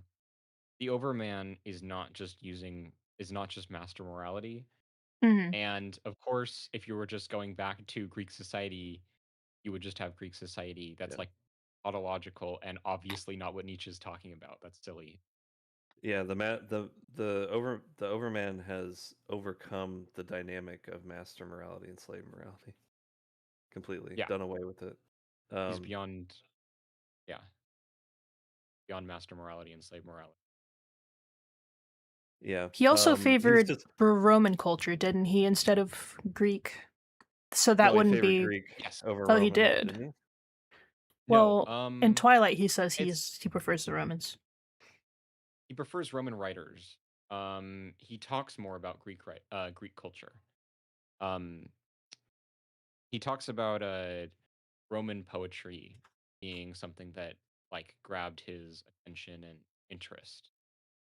I don't know that he would elevate. I don't know actually which one he would elevate above the other. But he certainly talks more about um he talks more about Greek culture. He talks about Roman history writing quite a bit Mm, in Truth and Lies and okay. Him about the project of like nation building stuff. But anyway, him it's writing fine. more about Greece makes sense with the him beginning in that area with the birth of tragedy. Thanks, Jody. Jody jokingly says the eternal return is actually Nietzsche rubbing a magic lamp and having everyone go back to pre-Christianity. Yeah, that Yeah, seems to be the level we're operating on. yeah. Well, because I mean, Uh, ultimately, this writer is operating on like a pop cultural, basically under basis of like, oh, there's a underclass and there's an overclass, and it's rigid, and that's what the overman needs, and it's just illiterate, basically. yeah, you would get a better Um, answer from ChatGPT. On yeah, literally. I could see that, yeah. Anyway, continuing. Um, the same for Heidegger, only more so. The notion that Nietzsche had no political philosophy is defended by prominent Nietzsche scholar Brian Later in the Stanford Encyclopedia of Philosophy. Yeah, you've totally defeated that argument here. Yeah, totally. There, he argues that although Nietzsche claims he is an important political thinker, and though he has much to say about how modern democracies are wrong, his positive political philosophy lacks detail. What positive prescriptions there are living in the wreckage of Nietzsche's criticism, in fact, apply to the individual rather than to the state, and concern how great people can realize their creativity. Beiner calls Leiter's view absurd. Just because a political philosophy is negative doesn't make it any less political. This is surely correct, in fact. Leiter makes essentially the same argument in discussing Nietzsche's moral philosophy. He allows that it is primarily negative, a critique of herd morality, but he still infers a positive ethics from it by assuming the positive ethics to be the opposite of what Nietzsche derides. pause real Nietzsche- quick. yeah, What what does that mean? So if you say, "Hey, things are um beyond good and evil," I'm criticizing breaking things down into good and evil, what is the opposite of that? Because the opposite of that is not a program Yeah, or a solid state of affairs. It's in fact a dynamic um, thing that has no particularities around it. So I'm not yeah. sure that I would. It's not I either. It's think not binary either or. It's a relational thing. yeah. I actually here I wanted to quickly quote um I guess I should make sure I get the wording right. But in AO, Deleuze and Guattari talk about how they have no political program to offer. And I think that in this sense, you can say Nietzsche is a similar way, where his interest doesn't lie in saying, this is what you ought to do, this is the path forward. But I do agree that he is um, influential or speaks to political issues. Has I think implications for politics. yeah, he even has things to say about politics, as Mm. well as having implications. Yeah. Um, so I think it's important here. I don't know, and I'm curious to see how Bataille covers this because I've heard criticisms of how Bataille covers this. He's not. He's not Um, writing the communist man. He's not writing. Yeah, he's not writing the Communist Manifesto. He's not a He's yeah, not political thinker in that way that we think of exactly. colloquially. He's not a pundit. Yeah. Anyway, Um. go ahead. Yeah. Dangerous Minds is ostensibly equal parts Nietzsche and Heidegger, but Heidegger is largely treated as a kind of fall guy for Nietzsche. Biner points out that Heidegger's analysis of modern societies is inspired by and very similar to Nietzsche's Horizons, or very similar to Nietzsche's. Horizons play a parallel role. Similar to is the fact that Heidegger lacked detail in his positive political philosophy. But, says Biner, as with Nietzsche, we cannot therefore say his philosophy was not political. That's hard to dispute. From his writings and his actions, it seems clear that Heidegger was a Nazi for at least some of his life. To suggest he lacked any political philosophy is therefore perverse. And it should go without saying that in this dimension, at least, Heidegger is morally unacceptable to most of the political left. It is quite Jesus. It is quite an effective strategy for Biner to wheel out Heidegger in order to illuminate his theses about Nietzsche, when their critiques of modernity are laid side by side and the similarities explored. Condemnation of Heidegger but not Nietzsche seems inconsistent, but it's a strategy that's also oddly anticlimactic, because our assent to his conclusions about Heidegger come so easily. So this is Basically, we should pretty reject silly. thinkers out of association. Well, Like, not only that, but like Heidegger has explicit ways in which he talks about like a return to a proper relation of being and the way that like dwelling, for example, the connection that people have to like the countryside, except like blood and soil type mhm, ways of talking about these things that is just not really the yeah, case for Nietzsche at it's all. So yeah, it's, like you can do this with Heidegger, and there's ways that it obviously makes extreme sense to do this with Heidegger in the sense that he was a Nazi. Um, in fact, Heidegger himself argues that his differentiation between and this is not to say Heidegger doesn't have useful uh, things. There's lots of productive uses of Heidegger, but Heidegger himself says in the Black Notebooks that the dominance of calculative thinking is the dominance of Jewish thinking. I don't know if yeah, that's. Let me double check the exact quote on that. But basically, that the What dominance is of calculative thinking?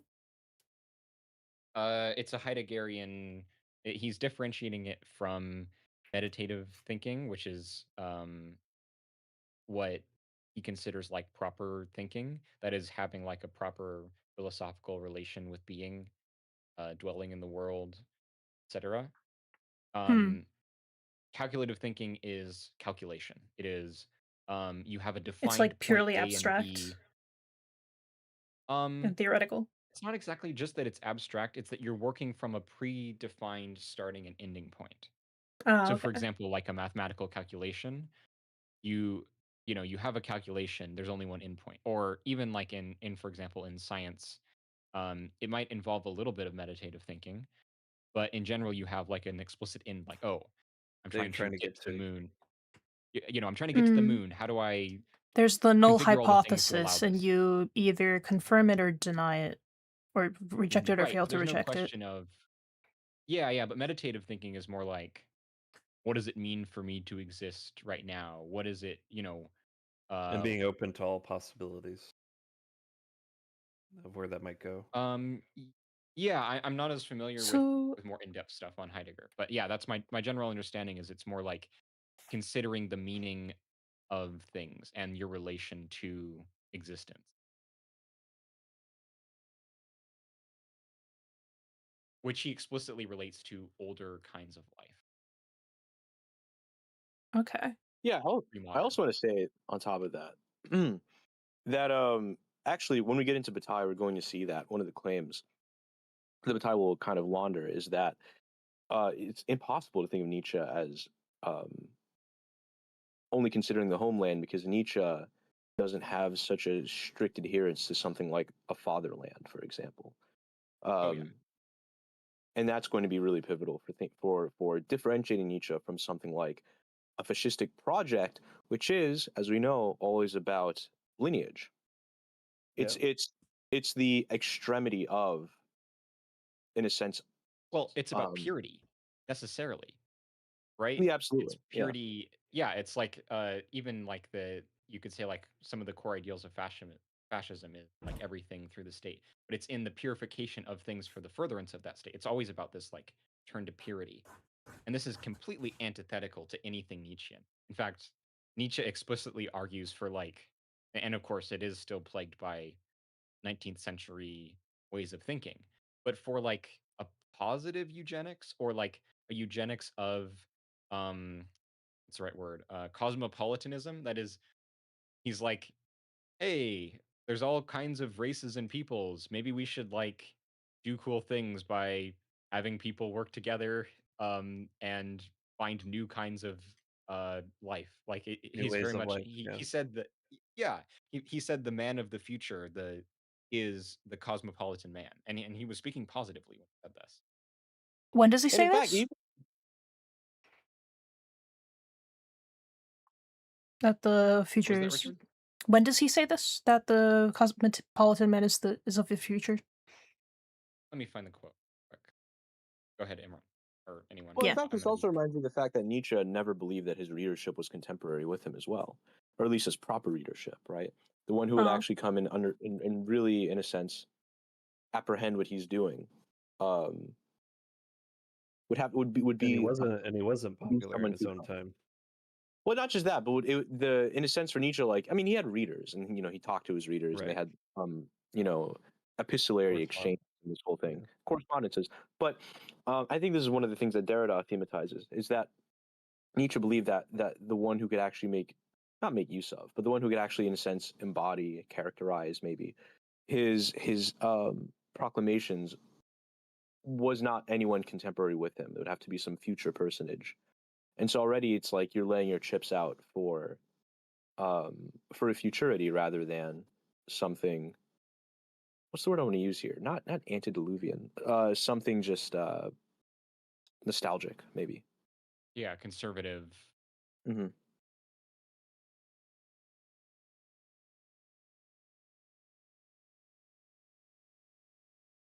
Yeah. Here, I'm pulling up the Beyond Good and Evil now. Oh, Let's okay. see.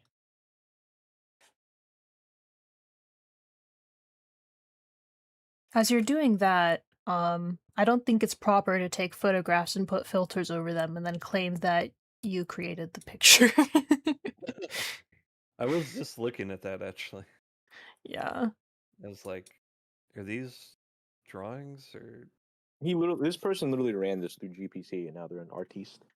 This yeah. is 2019, so it can't be Oh, you're GPT. right. Damn. So they ran it through Dolly Mini. No, I'm joking. We have Dolly in 2019. Was it, I I'm thinking of, had like, my mom 2022. had like an app that would put this sort of filter over photos in like 2016.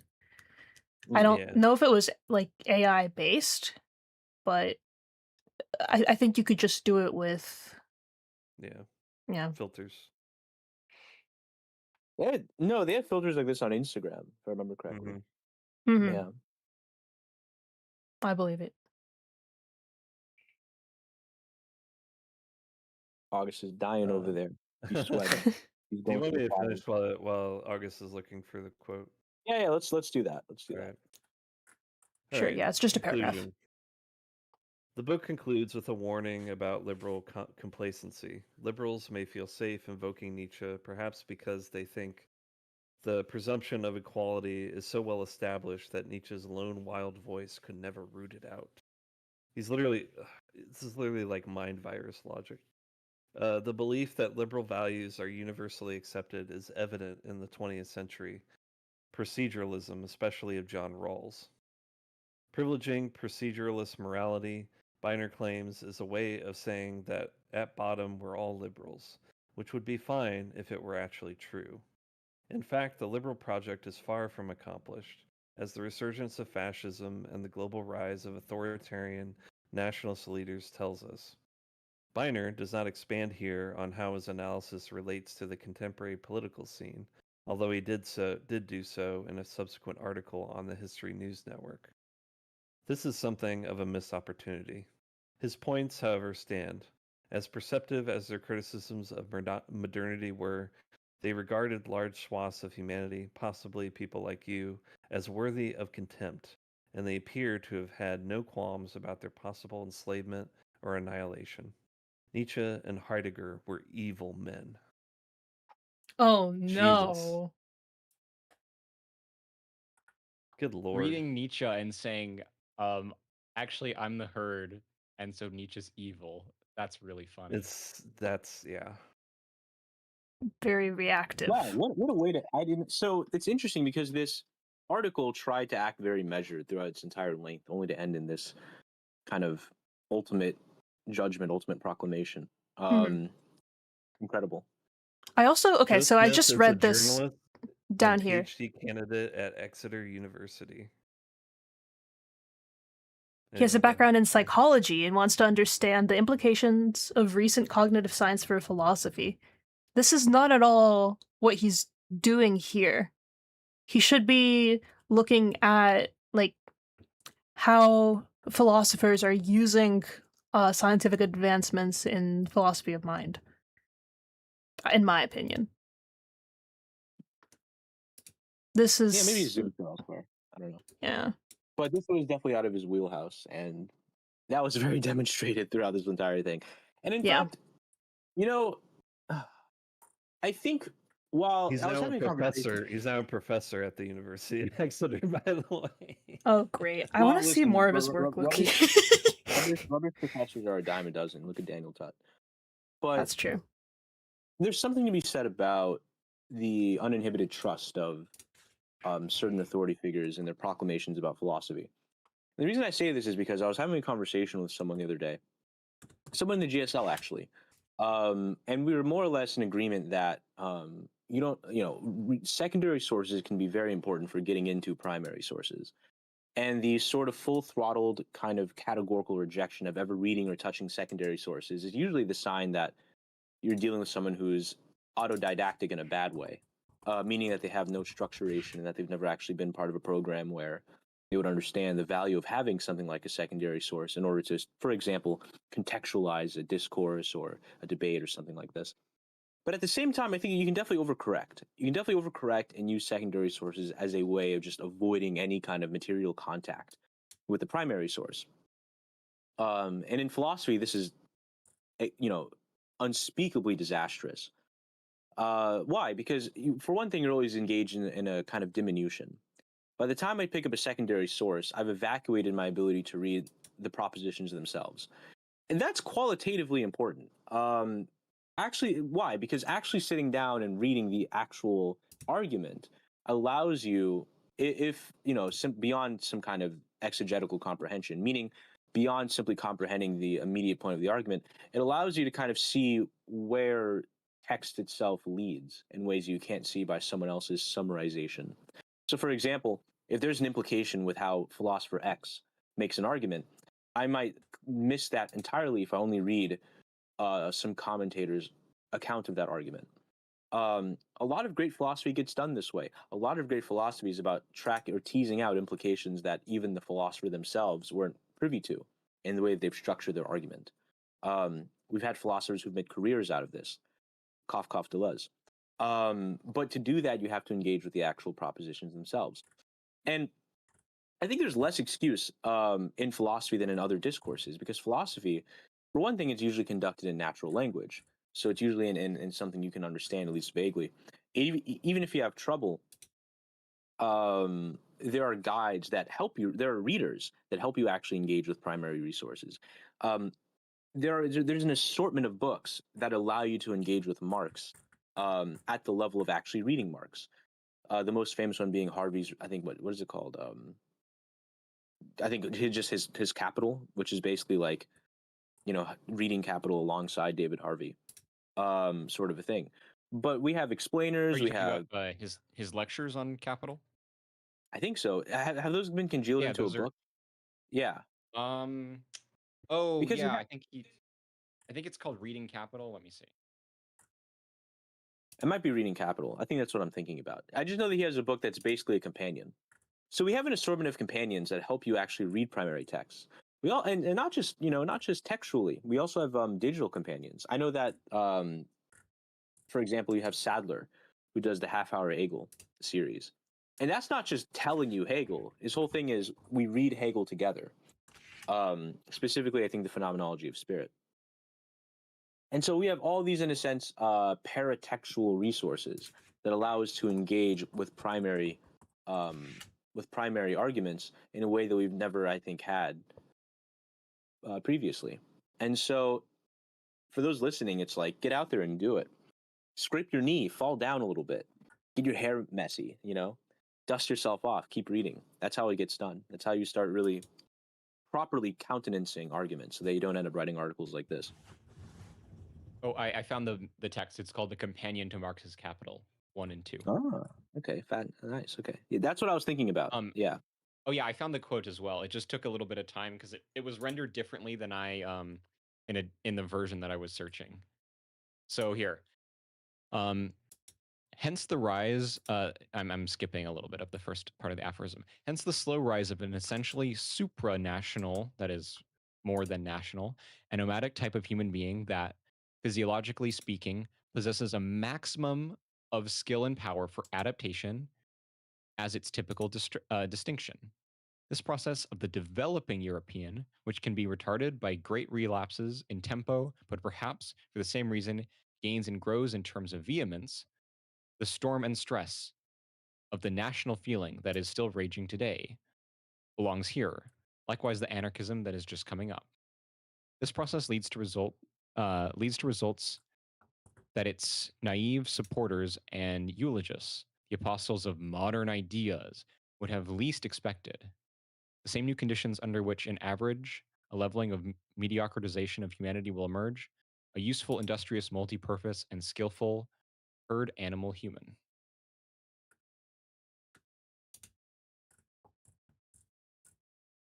Are suited in the highest degree to give rise to the exceptional humans of the most dangerous and charismatic quality.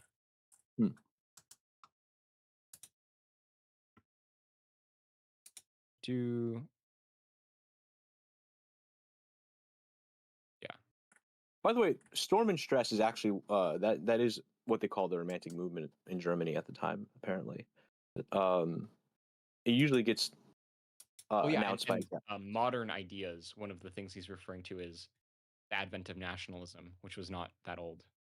Right. Yeah.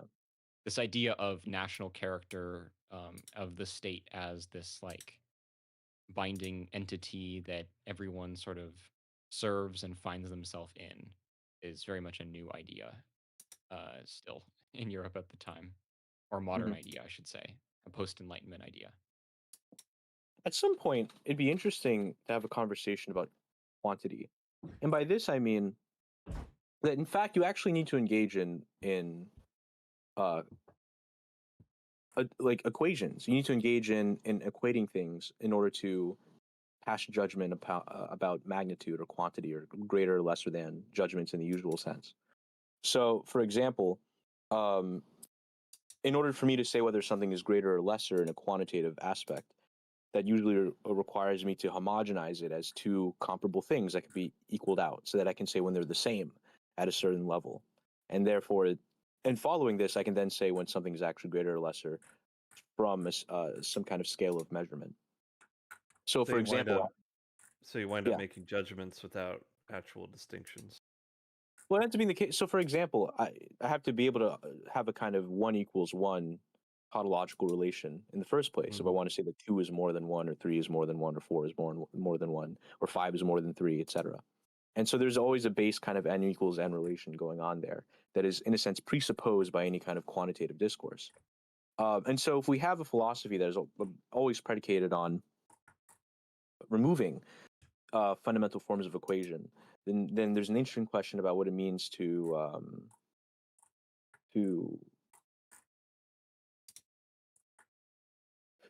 I guess have judgments of betterment in the first place, which is not necessarily to problematize, but more so to open up our minds a little bit about implications, I think. But anyway, that's really in the weeds. Bad article. Oh. Yeah. I again was actually reading from the wrong aphorism here. It was aphorism 251. Here. We can go over that in a little bit if you want. If you want to do wrapping up thoughts first. I was just answering Richard's earlier question. We should wrap up on this thing. Do we have any? What else do we have to say about it? I'm trying to find more about the author, and I only found one other article that I think he wrote, and it's from 2018. It's called "Loneliness is on its way to becoming Britain's most lethal condition," and it has one comment, and the person is saying that his argument doesn't make sense, and he contradicts himself in it. Anyway, poor Joe. And can't catch a break. I think people kind of idolize academia and the rigors of academia. It really, really depends on not even just your institution, as we've seen with is it Arde or Arade? Arde. Arde, yeah. Arde. Mm-hmm.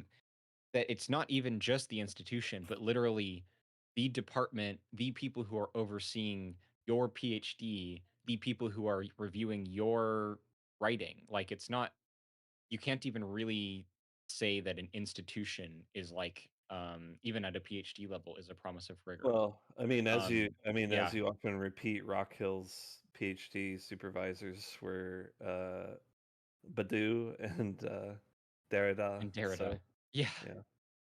And I mean, Michael Burns has a PhD. Plastic Pills supposedly has a PhD. Plastic Pills has a PhD? Oh my god! Can we read his thesis?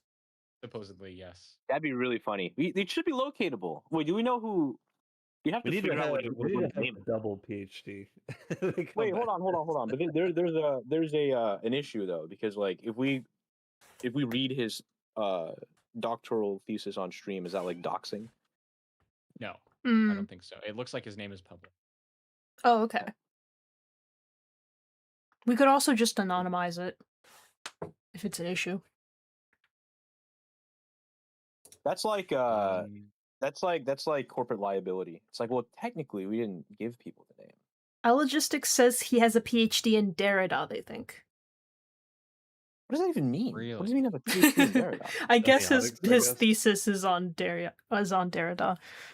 This reminds me of I said this joke earlier, the different day, but this reminds me of Don DeLillo's White Noise, where the main character is a professor with who I think his department is in Hitler studies. Yeah, it's Hitler studies.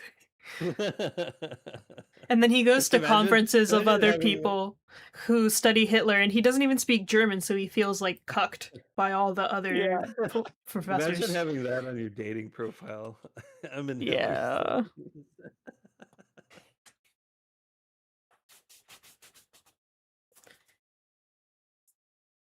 And he's an American. Can you imagine?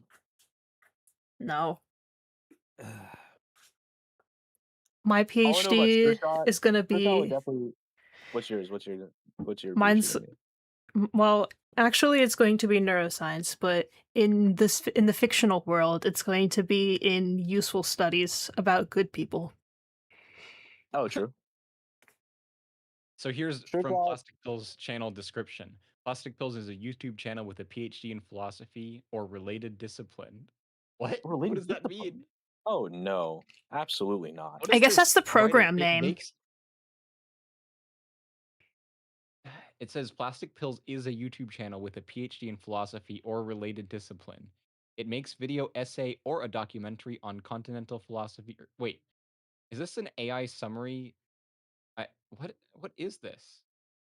It sounds like an AI, like Uh, an AI summary. Glitching AI. It makes a video essay or a documentary on continental philosophy or critical theory or related disciplines.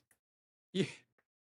I guess maybe the channel is being described as a separate entity.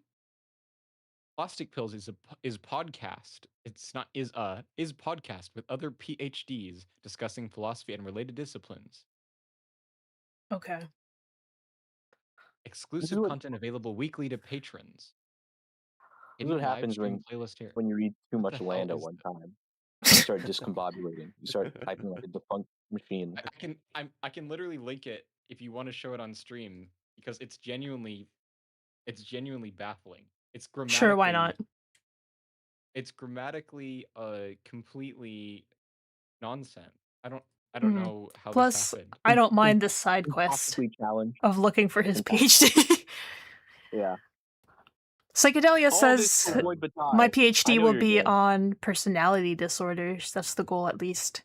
That makes me worry because I don't know if personality disorders are going to be in the next few DSMs, honestly.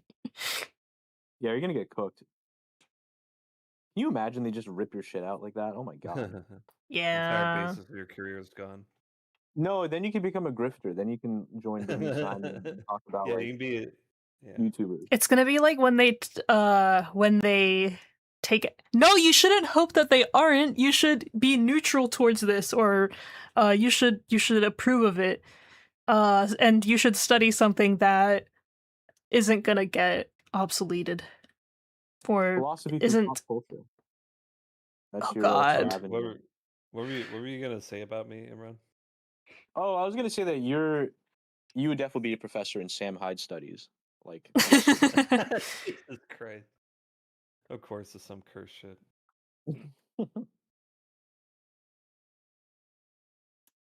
Well, I guess it would be fitting considering that I dropped out of college or flunked out of college twice. Oh my gosh, there's a podcast episode of J-Reg talking to Plastic Pills. What the fuck is this? Oh no. That makes sense. It really just gives everybody, all these people interacting with JREG, it just gives the lie to the whole enterprise. Yeah. It's like what a joke it all is. Well, Okay. Actually, if we want to have a depthful comment on that real quick, I was having this conversation, I think with Vapula, and I think with August as well, where one of the issues that a lot of actual intellectuals, I shouldn't call them intellectuals, a lot of academics face right now is that if you're an academic and you're published and you're trying to get notoriety for your work, a lot of the times you're going to have to go on those like weird, grifty, pseudo-intellectual channels in order to like have those conversations. And so that's how people like Joe Foley, people like Alex O'Connor, people like Christopher Sautour, who's smaller, I don't think people know him, people like Hans-Georg Muller, that's how people like this continue to get like actual published philosophers for interviews. Elena Esposito, who is a systems theorist who worked under Niklas Luhmann, published a book on algorithms in, I want to say 2021. She went on and talked with Hans-Georg Muller because she realized, I'm guessing, that that's one of the better avenues with which to promote her book, which was published on like MIT Press. So when that's like, of course, Richard, if you're you probably shouldn't Google on your main stream just in case you don't want Fair to enough. accidentally dox yourself, etc. Oh yeah, fair Yeah, point, I was fair doing point. that earlier. So okay, to make this a little bit more to tighten this up a little bit, what we have are bad structural incentives, which is usually the case, right? And that's what's plaguing us at the moment. That right now, we don't have a comparable infrastructure for like a more legitimate society to actually produce notoriety for upcoming and publishing academics. And so they have to kind of sit at the table with all these bullshit merchants in order to have their stuff be recognized, which might at some level be a little bit of a fruitless enterprise. Because if you're someone who wants to sit down and digest Nietzsche through unsolicited advice, you're probably not going to read the guy he interviews who actually wrote a book on Nietzsche that's consequential. Well, yeah, and also if you're a full-time academic, you probably have better things to do than respond or even like look at what random YouTubers are saying. You get invited on their show and you're like, "Hey, this is an opportunity to sell my book." Whether or not you even know that they're a bullshit merchant, like it it seems kind of unlikely that people are checking out like deep dives into every channel that they go on. They're just taking opportunities where they come, right? Yeah, 1000%. It's also worth noting that the kind of people who tend to make it big doing YouTube are also failed academics. They're not just academics who like someone like Plastic Pills, um, or Michael Burns, etc. These people, or even Moeller.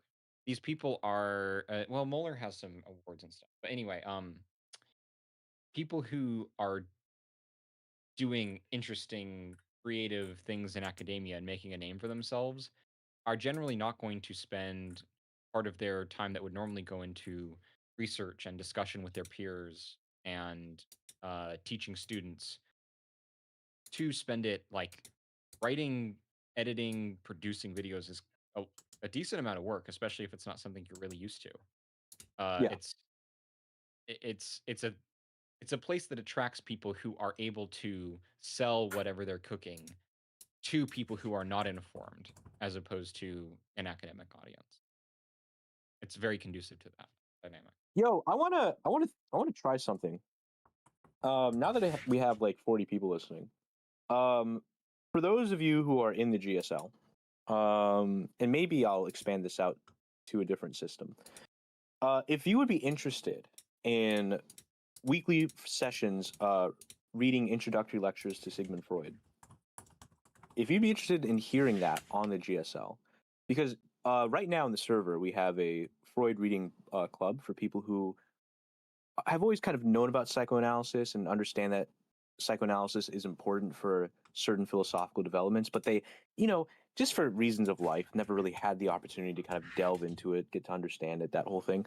Right now, we have a reading club for those people that is actually ran by me, by moi, aka Imran in the server, where we go over lectures, introductory lectures to psychoanalysis written by Freud himself. And for those who'd be interested in something like this, or in not simply being in the server for it, but also having it be streamed on the GSL platform, I might make a poll about this in the server.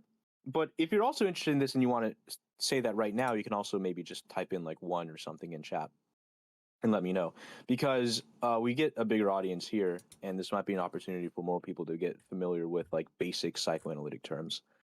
To borrow from Yeah. real quick, to borrow from James Strachey, who is the accredited translator of these lectures. We basically all speak in Freud these days, so it's worth knowing exactly what the doctrines were. So if this interests you, type in one in chat, or let me know in the server, the GSL server. Also, Imran, we got to get that second sex reading at some point. That's going to be a lot of fun. Yeah, I think I want to start this maybe like mid-September. Okay. Yeah, I have to advertise for this. By the way, y'all, Wake me up when September ends type shit. definitely. But we're rolling out a Substack as well, where I'm probably gonna also be promoting readings of Simone de Beauvoir's The Second Sex. For all of you performative males out there, this is your opportunity. This is finally your opportunity when the time comes in conversation to actually belt out knowledge about Simone de Beauvoir. Isn't that exciting? To woo the crowd with your knowledge of mid 20th century feminism. We'll be holding a book group for this as well. The reason Yeah, why we're this doing the one will second be It should be streamed and recorded as well. Yeah. If we're doing it for Freud, we're definitely going to do it for de Beauvoir. The reason I had for the second sex in particular is because I realized that a lot of people want to kind of get into that work because it's so influential and basically foundational for philosophical approaches to feminism. But a lot of people find the length of the book intimidating. It is a pretty big book. I'm looking at it right now. It's pretty hefty. So I think I wanted to offer the unique, maybe not unique, but the somewhat rare opportunity to actually go through the work at length with a reading group, with a committed group of people, and kind of help you through exactly what de Beauvoir is getting at. Because, she's a philosopher. She's very clear, but she's also a philosopher at the end of the day. So she's going to want to, engage in existentialist readings of things and reinterpret what it means to be a woman in relation to a more dominant masculine culture, a more, in a sense, default masculinity, et cetera, et cetera. So that's going to be upcoming as well for those who are interested. Thank you for that spiel. Thank you for listening. I just had to get that quick advertisement out. Yeah. Do we want to get to Bataille? Yeah, I'm good to go. What about y'all? Mhm. Really quickly, I found him. Plastic Pills is a PhD candidate, so he doesn't have his thesis yet. Really? Interesting. Yeah. Okay. Yeah, that happens. Sometimes people just kind of stall out or take their time in the program. I think Harmon said it took him like a long time to finish his PhD. It'd be like that sometimes. He was too Okay, busy so- announcing for sports or whatever. yeah, exactly. Too busy being a sports I reporter. still can't believe. I mean, I can believe it. It makes perfect sense, but it's still so funny to me. He was a Yeah, it's what did you say, a uncommon. sports announcer, Sports reporter. He was a sports reporter, like a sports journalist. reporter. Okay. Yeah. Okay, I was picturing him being like a sports announcer, being like, and he runs from left field with a, you know. Yeah, you But could do that. sports reporter makes It'd be sense. funny if you found a way to link in Kant to like a guy shooting a free throw. Okay, so this text is Nietzsche and the Fascists. I should probably give some background for this. Let me open up my PDF real quick. So in 1937, there was a lot happening, as we know. In this case, the development of various forms of fascism across Europe, and because we were still in a very kind of literate time, people wanted to find intellectual foundations for carrying out fascistic implementations. And so they also sought philosophical justifications for these programs that they were implementing. Famously, Heidegger aspired to be one of those great justifications for the Nazi regime.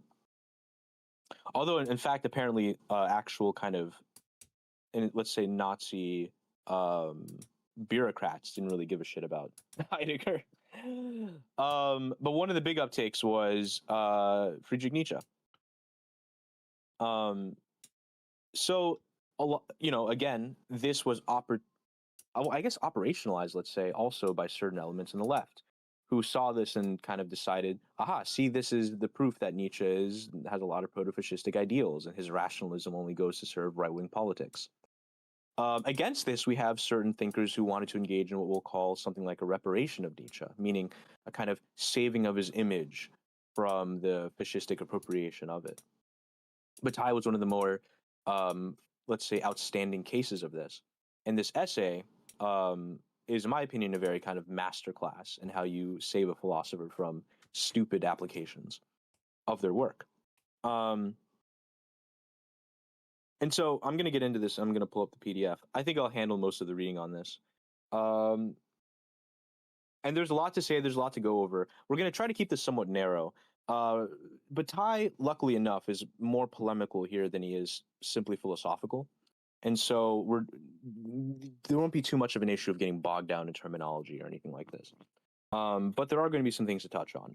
And hopefully for those of you who are tuning in, you'll be able to learn a little bit more about this kind of other side of Bataille, which is very relevant to those sides of Bataille we tend to think about: sacrifice Bataille, expenditure Bataille, eroticism Bataille, limit experience Bataille. A lot of this will come back to the way in which he reads Nietzsche. But what I've noticed is that this more kind of foundational aspect of Bataille gets kind of overlooked. And so I'm going to pull up the text here. It should be on the screen for y'all, but I'm going to pull up my personal PDF, and without further ado, are y'all ready? Do you want to read it or is there someone else? I can read it. We can parcel it out if you want. It's up to Mhm. y'all, but The I did commentary kind will of be run yours mostly, so I think somebody else can read and you can say pause. Okay. Oh, okay. I'll let you decide amongst yourselves then who wants to Mhm. take up the reading. All right, I'll do it. I'll do it. I'll do it. Yeah, sounds good. Nietzsche and the Fascists. Elizabeth Judas Forster.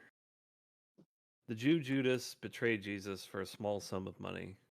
After that, he hanged himself. The betrayal carried out by those close to Nietzsche does not have the brutal consequences of Judas's, but it sums up and makes intolerable all the betrayals that deform the teachings of Nietzsche, betrayals that put him on the level of the most short-sighted of current enthusiasms. The anti-Semitic falsifications of Frau Forster, Nietzsche's sister, and of Herr Richard Oller, his cousin, are in some ways even more vulgar than Judas's deal. Beyond all reckoning, they give the force of a whiplash to the maxim in which Nietzsche expressed his horror of anti-Semitism. Do not befriend anyone involved in this impudent hoax, racism. The name of Elizabeth Forster Nietzsche, who died on November 8, 1935, after living a life devoted to a very narrow and degrading form of family worship, has not yet become an object of aversion. On November 2nd, 1933, Elizabeth Forster Nietzsche had not forgotten the difficulties that came up between her and her brother over her marriage. In 1885, to the anti-Semite Bernhard Forster, a letter in which Nietzsche reminds her of his repulsion, as pronounced as possible, for her husband's party, which he specifically mentions with bitterness, was published through her own efforts. On November 2nd, 1933, receiving Adolf Hitler at Weimar in the Nietzsche archive, Elizabeth Forster testified to Nietzsche's anti-Semitism by reading a text by Bernhard Forster. Before leaving Weimar to go to Essen, reports the Times of November 4th, 1933, Chancellor Hitler went to visit Frau Elizabeth Forster Nietzsche, the sister of the famous philosopher. The aged lady gave him a sword cane that had belonged to her brother. She led him on a tour of the Nietzsche archives. Man, that really bites for Nietzsche. Give Hitler his cane.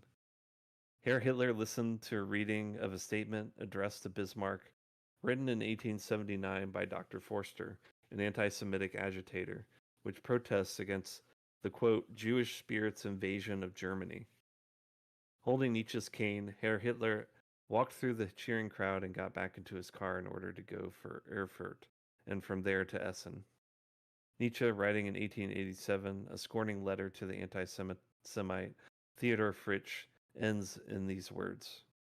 But finally, what do you think I feel when Zarathustra's name comes out of the mouth of an anti-Semite? By the way, I do want to say, I put in side chat an image that we have of Adolf Hitler actually meeting Elizabeth Forster. If you want to put that on screen as well. Oh, that might be her giving him the cane. Oh, Jesus. Yeah, here it Man, is. that's awful. I feel so bad. Yeah, either for Friedrich. I can't quite tell what's exchanging hands, but it looks like it could be a book or something. Hard to tell. I think they're just pen. holding each other's hands. There's these lines here which are her the trim. Oh, that's the Her- trim of her. Yeah, Ah, I see. I see. her shawl. Okay. Yeah. And then this is her hand. Yeah.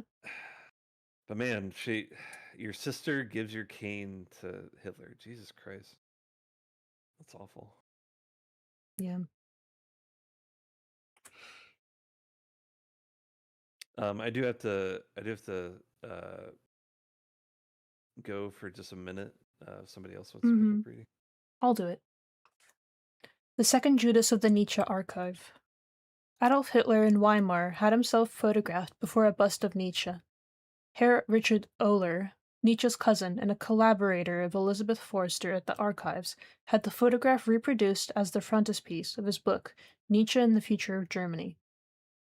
In this work, he tried to show the profound kinship of Nietzsche's teachings and those of Mein Kampf.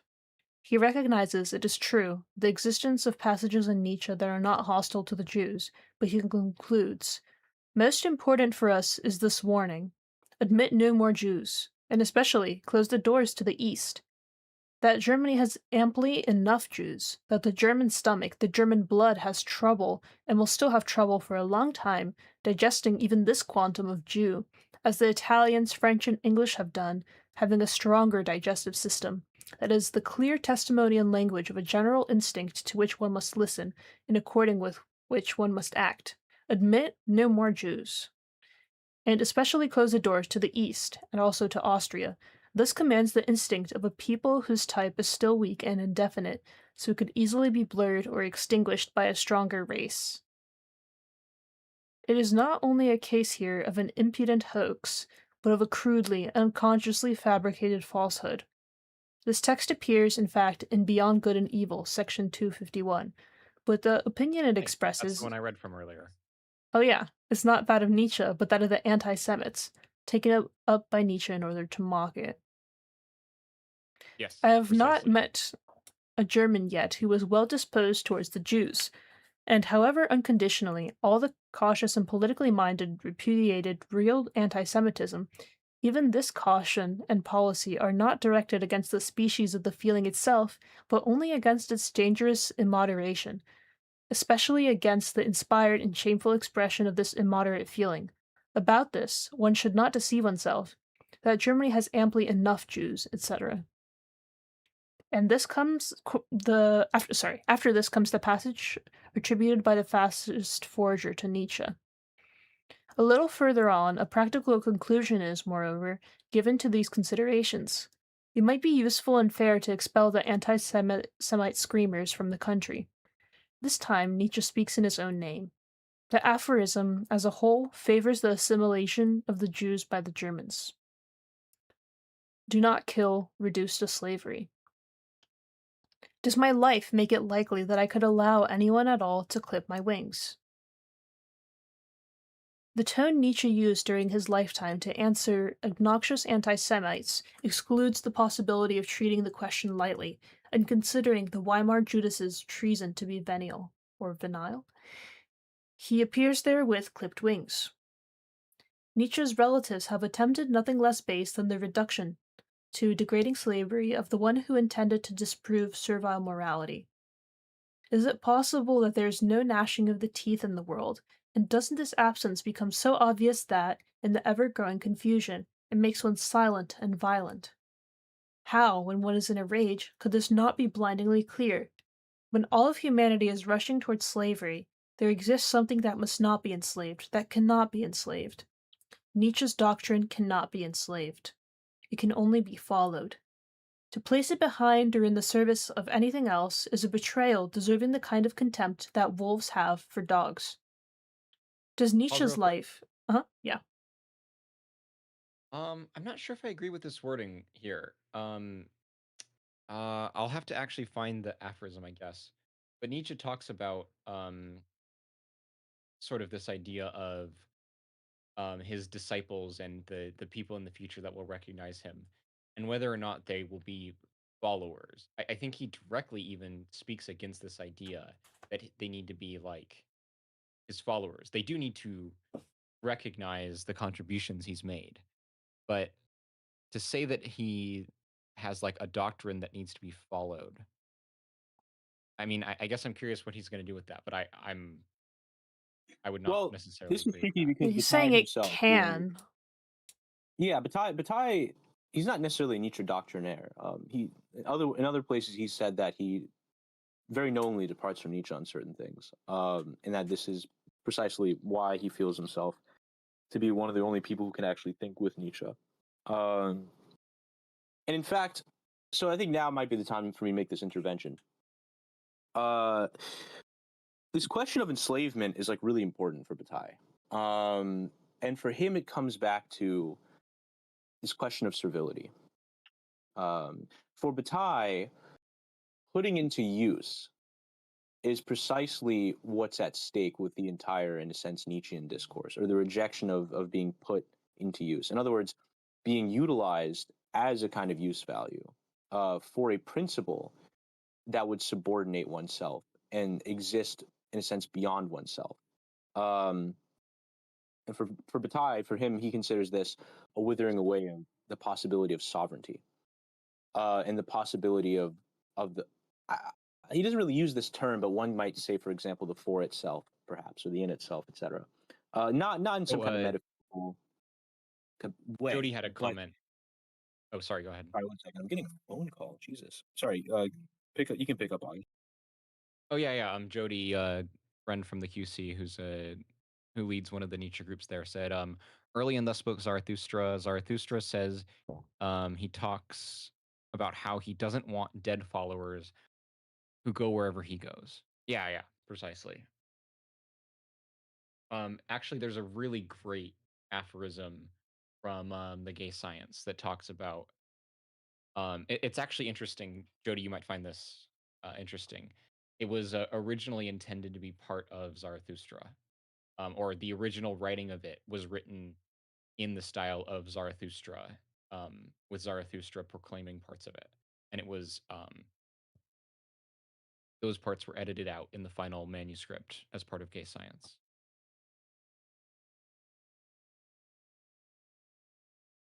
Here.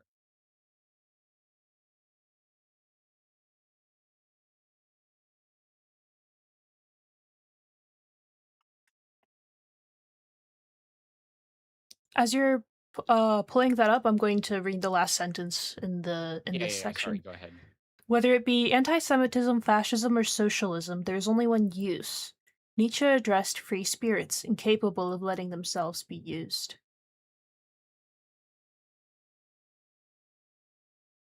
Yeah, you can. Do I want to add to this? I might add in. So Nietzsche has excuse me.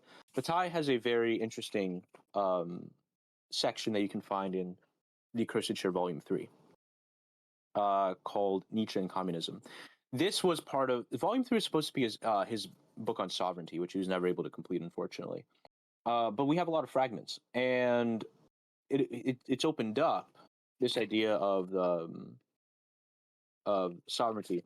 It's opened up with a question on Nietzsche and his relationship to the communist project and the way it's been historically conceived.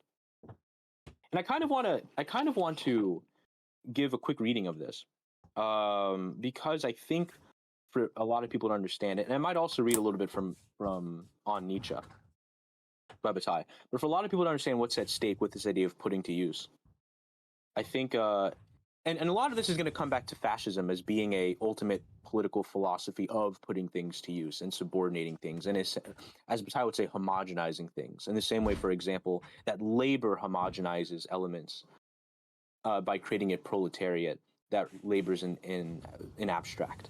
But very quickly, Bataille writes here on what he calls the apparent disproportion between Nietzsche and communism, which touches on this question of servility. He says, one is immediately struck by a disproportion between Nietzsche and communism. In a rather general way, Nietzsche's work exerts an irresistible attraction, but this attraction does not entail any consequence. These dazzling books are like a liquor that excites and illuminates, but leaves a basic way of thinking intact. Relative to an inconsequential tragedy, the problems of communism have an incomparable importance. No matter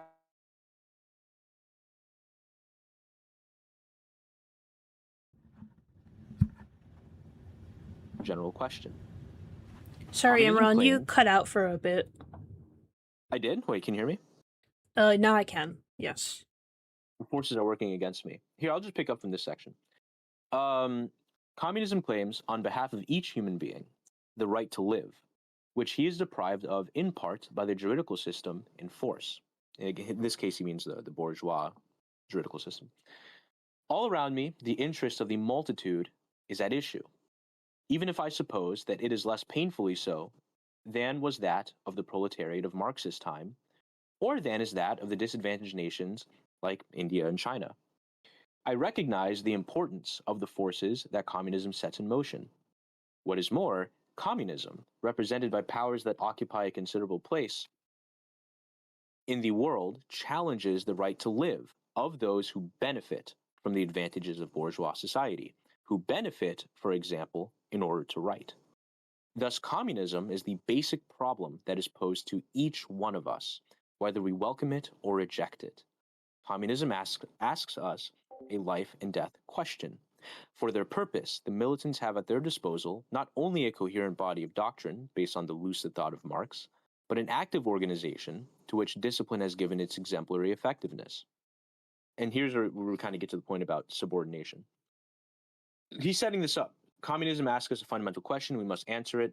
And to be in accordance with communism is going to require for him, as a immediate political program, as an explicit political program like that of, say, for example, a Soviet flavor, will require a certain kind of subordination. That's another aspect of this.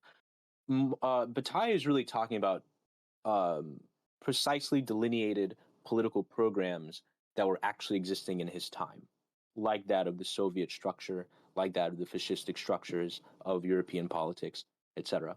And that's an important thing to point out.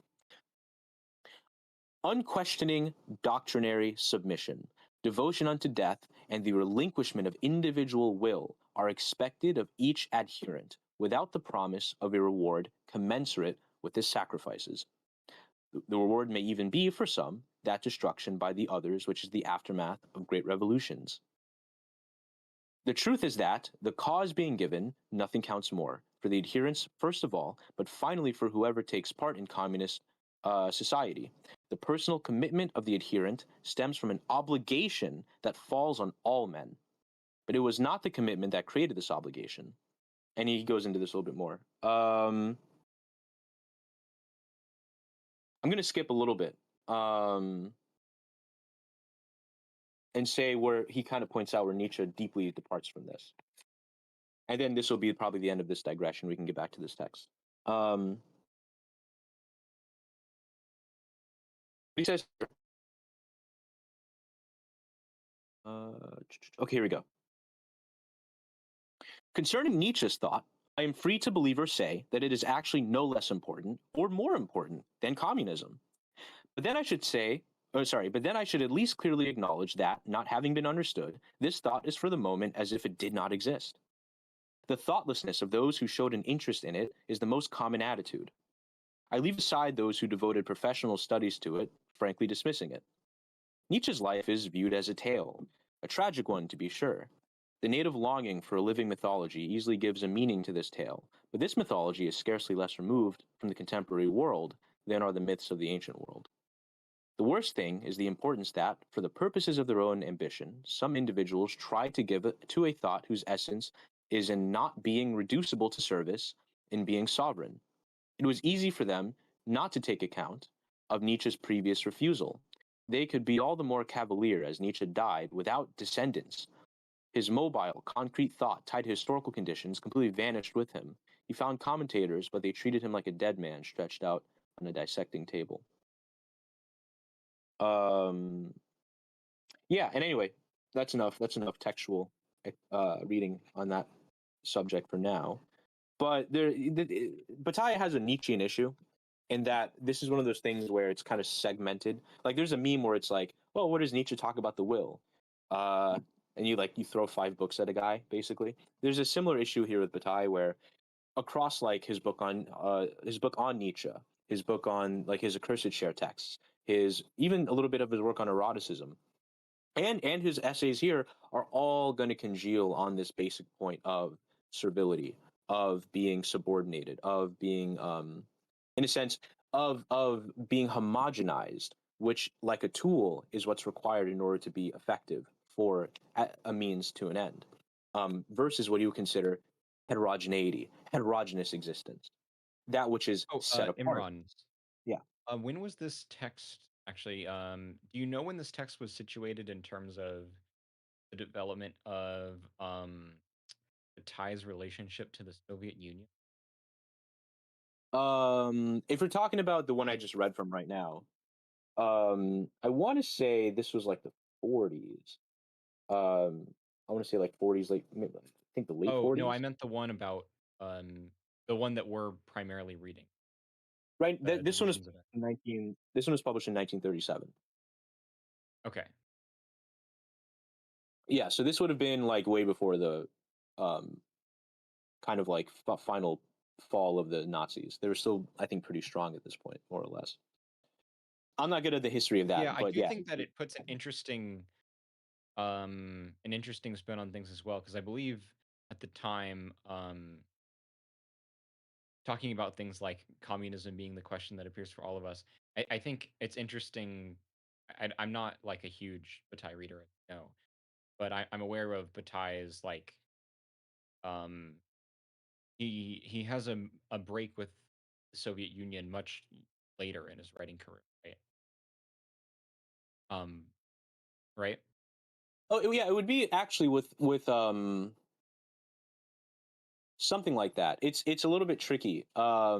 In that the way in which he'll, I don't want to say align, but the way in which he'll countenance the Soviet Union is by pointing out how a lot of the, let's say, liberal bourgeois critiques of it were insufficient.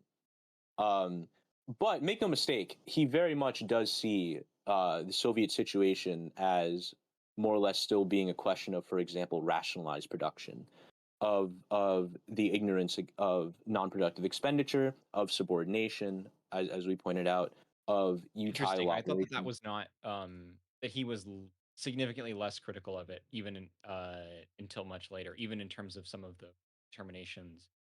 That it was not, for example, moving towards uh, a more organic notion of things like or repudiation of things like rational um, organization, etc. Well, this is going to. I think this is going to depend on when this text came out, which is, I think, indeterminate. I have to find the details on that. They don't necessarily tell me, which is annoying. But yeah, I mean, like, if this text might be later, the one I just read from, but I wouldn't be surprised, I guess, if he was less immediately critical around. I mean, you're going to see this in Nietzsche and the Fascists. He is going to point out, for one thing, I will say, he will always point out that Nietzsche is incommensurable with these projects. And Nietzsche in the Fascists we're reading with from here, he'll definitely point out later on that Nietzsche is basically just as incommensurable with what he calls, I think, what he refers to as like socialism. Not because, to be clear, he'll talk about national socialism, but he'll also talk about like leftward socialism as well, I think, within this It looks like essay. his break was in 1931, so it would have been uh, 31. Okay, interesting. So Bataille died in 1962, and he was writing up to that point. And I want to say that the notion of expenditure comes out in 1929. He's still a young man at this point, frankly. He was born in 1897, if I remember correctly.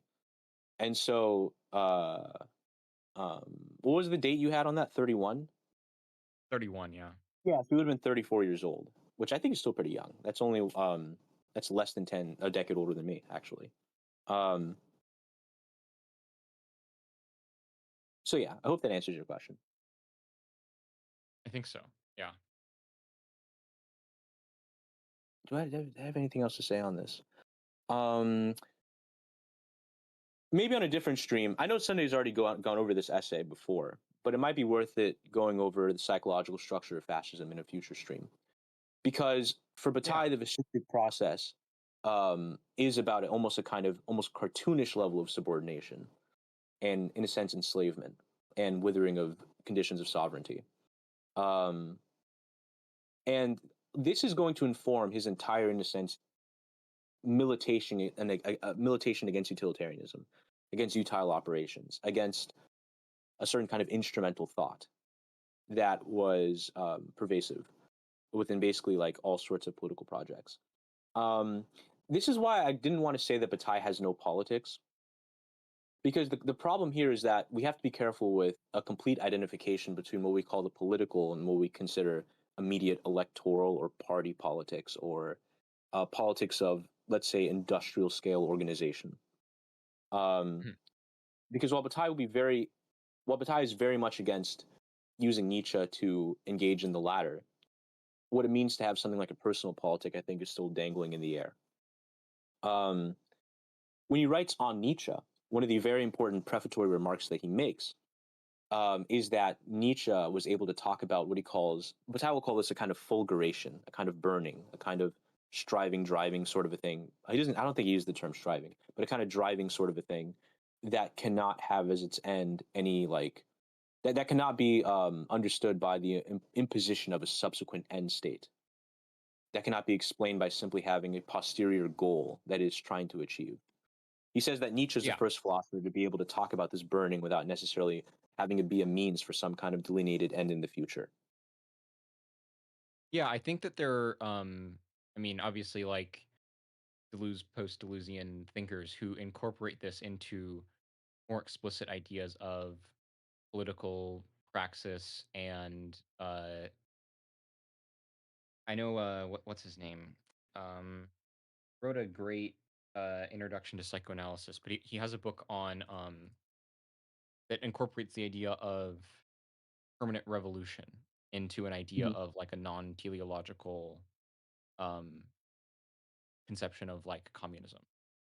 And I think that that's something like that is significantly more compatible with something like a Nietzschean ethos. Mhm. Mhm.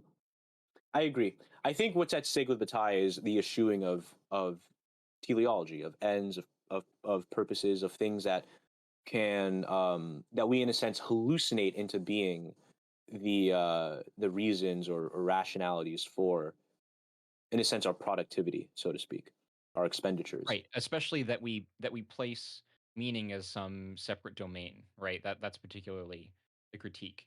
That meaning is a separate domain overlaid onto the material world rather than constitutive of relations of existence. Yeah. Okay, Um, we can pick it up. Yeah, thank you, Shirshot. I wanted to ask you real quick. Mhm.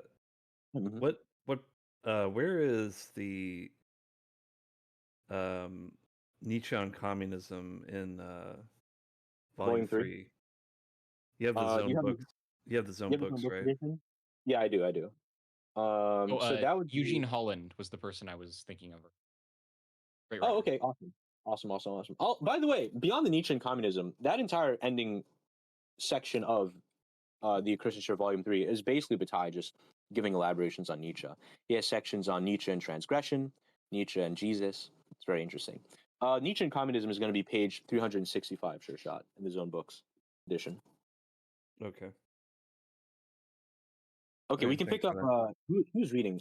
Richard, you can pick up reading, Richard. If you want. I could I can read. Oh, you can do it. Okay, go ahead. Where are we? I think Where are we Richard's at? grabbing food. Yeah. Is Richard actually grabbing food? Oh no, Richard's here. Okay. We're at the You can Nietzschean pick up. left and right. Yeah, Nietzsche and left and right. Okay.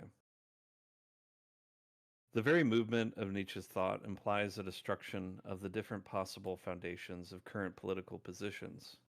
Groups of the right base their action on an emotional attachment to the past. Groups of the left on rational principles. Now, attachment to the past and to rational principles, justice, social equality, are both rejected by Nietzsche. Thus, it would have to be impossible to use his teachings in any given orientation. Okay, pause. Really important thing. Fuck me. I should have used. I should have. Sorry, maybe I shouldn't curse. Maybe someone's playing me like on a loudspeaker, like their kid is walking around. Excuse me for that. But it would be. I really should have brought up the psychological structure of fascism. So Nietzsche, excuse me. Bataille has a massive, very crucial point about homogeneity. Okay, and his point is we see homogeneity in labor with the notion of, in a sense, abstract labor power that produces abstract value within capitalist societies. But this only follows from a more fundamental project of abstracting homogeneity. And he says that, in a sense, science or any kind of rational thinking, for example, philosophical thinking is often doing this as well, tries to produce homogeneities. And that might sound a little bit unintuitive, but I think the best way to understand that might actually to take reference to Nietzsche. And to do this, I'm going to read a very, very quick excerpt from On Truth and Lies in a Non-Moral Sense, with explanations, of course. But it's a very straightforward thing, which is to say that to homogenize is to create identities between things. In other words, to make things identical. And the making identical of things requires the what Nietzsche will call, in a sense, the forgetting of what makes them unique, or in a sense, the forgetting of what makes them non-identical in the first place. So, for example, to make identical chairs at the level of the concept, I have to forget what makes any particular object that I call a chair distinct or unique or not like any other thing that I call a chair. And for You're no longer Nietzsche, dealing with particulars. You're dealing with representations of objects. yeah, and so precisely. And so every deployment of conceptual thought relies upon this fundamental reduction. This forgetting is what Nietzsche calls it. And for Bataille, he will call it a homogenizing, a homogeneity, so that, as Nietzsche points out, we can consider all that which are technically non-identical cases. So Nietzsche writes, and this is a wonderful commentary also on Plato, for those who are familiar. Nietzsche will say here that, okay, let us consider in particular how concepts are formed. Each word immediately becomes a concept, not by virtue of the fact that it is intended to serve as a memory, say, of the unique, utterly individualized primary experience to which it owes its existence, but because at the same time it must fit countless other, more or less similar cases, i.e., cases which, strictly speaking, are never equivalent, and thus nothing other than non equivalent cases. A good way to understand this through an example comes to us from the Swiss linguist Ferdinand de Saussure. Ferdinand de Saussure makes this point about trains and identity in language. He's like, when I go and look at a train table, I might see something like Vienna to Paris, 7 p.m., which will tell me all I need to know in order to catch the train to take me from Vienna to Paris, right? Very simple. We all know how that works. Now, Saussure says, what allows me to do this with trains that are technically different? In other words, if I had a train engine is literally what we call like the train itself, the motor train thing.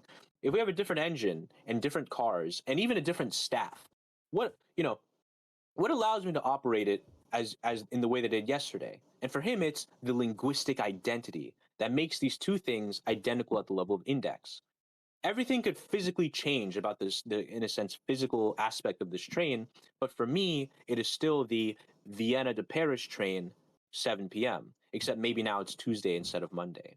So we see that these two entirely separate things are reduced to a common element that allows me to refer to it in each case and basically allows me to move through the world in a more effective way. This is what's always at stake with language, what Nietzsche calls the ghostly schemata of language. It is ghostly because it in a sense, detaches itself from the, let's say, material uniquity of life in order to operate it in a certain way, in order to manipulate it to our advantage.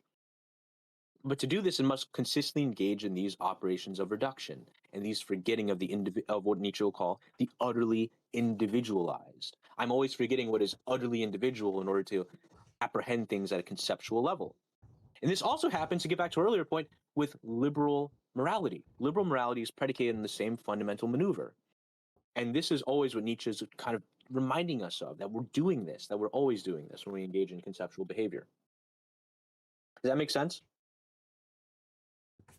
Yeah, I kind of want to return to Visions of Excess, because I've been reading back over this part that we just read, and I feel like I'm curious what you think of this. The part where he says groups of the left on rational principles. He's saying what defines the left is this reliance on rational principles, and I don't have any fundamental agreement with that. And this Oh, I think seems to be so. To be like a clear, I think he's talking specifically about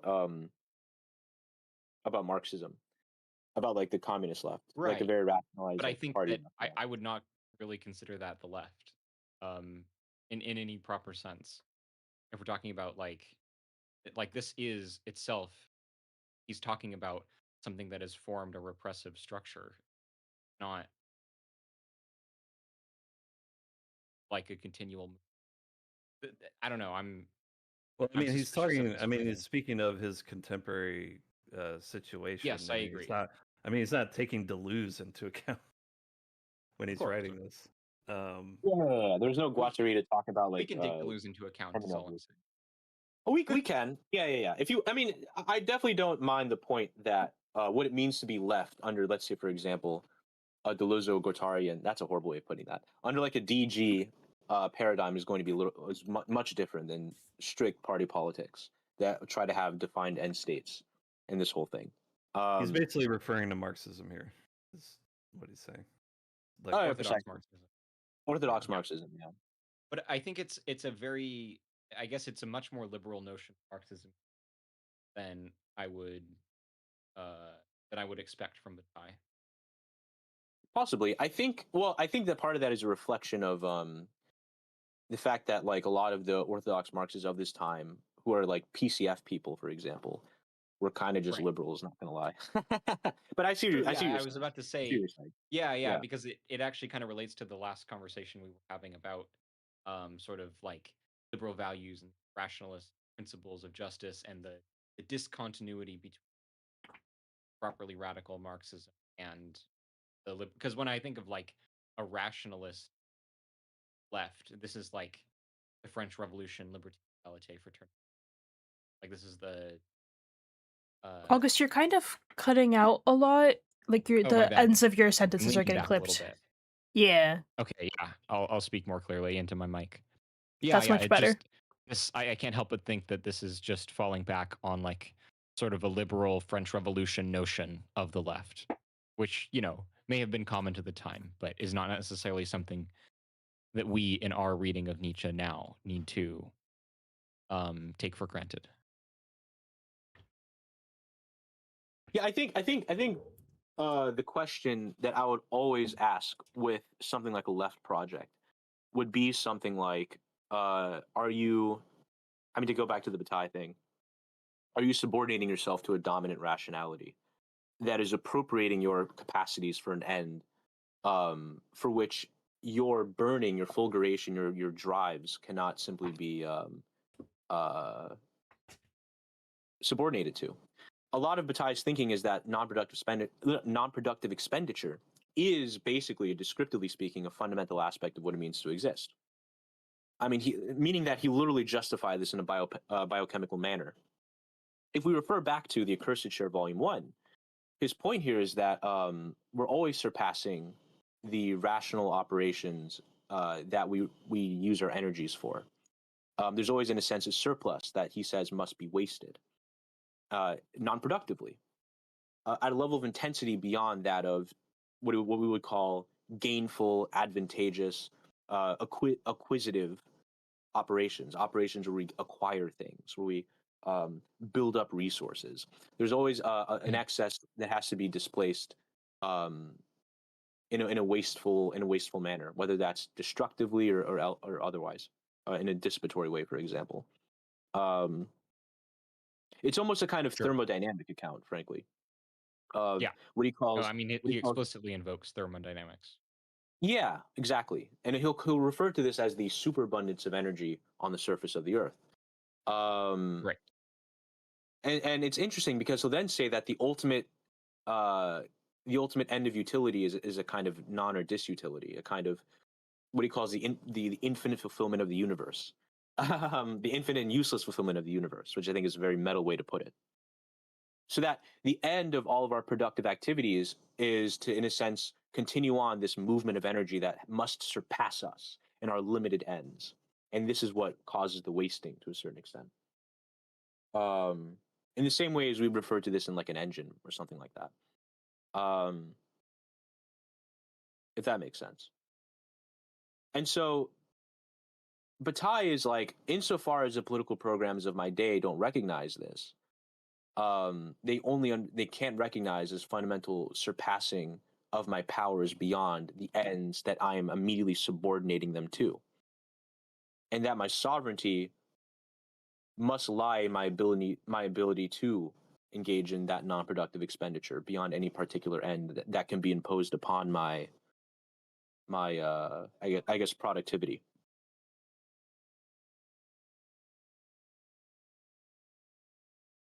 Ready to continue? Yeah, let's go for it. Yeah, continue. But but his teachings represent an incomparable seductive force, and consequently quite simple a force that politicians are tempted to enslave, or at the very least to agree with in order to benefit their enterprises. The teachings of Nietzsche mobilize the will and the aggressive instincts. It was inevitable that existing activities would try to draw into their movement these now mobile and still unemployed wills and instincts. The absence of all possible adaptation to one or the other of these political orientations has had, under these conditions, only one result.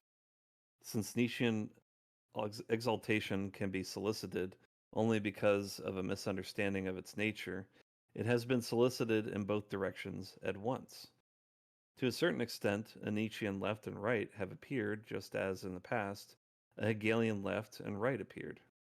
But Hegel located himself in the political sphere, and his dialectical conceptions explain the formulation of the two opposed tendencies of his doctrine that developed after his death.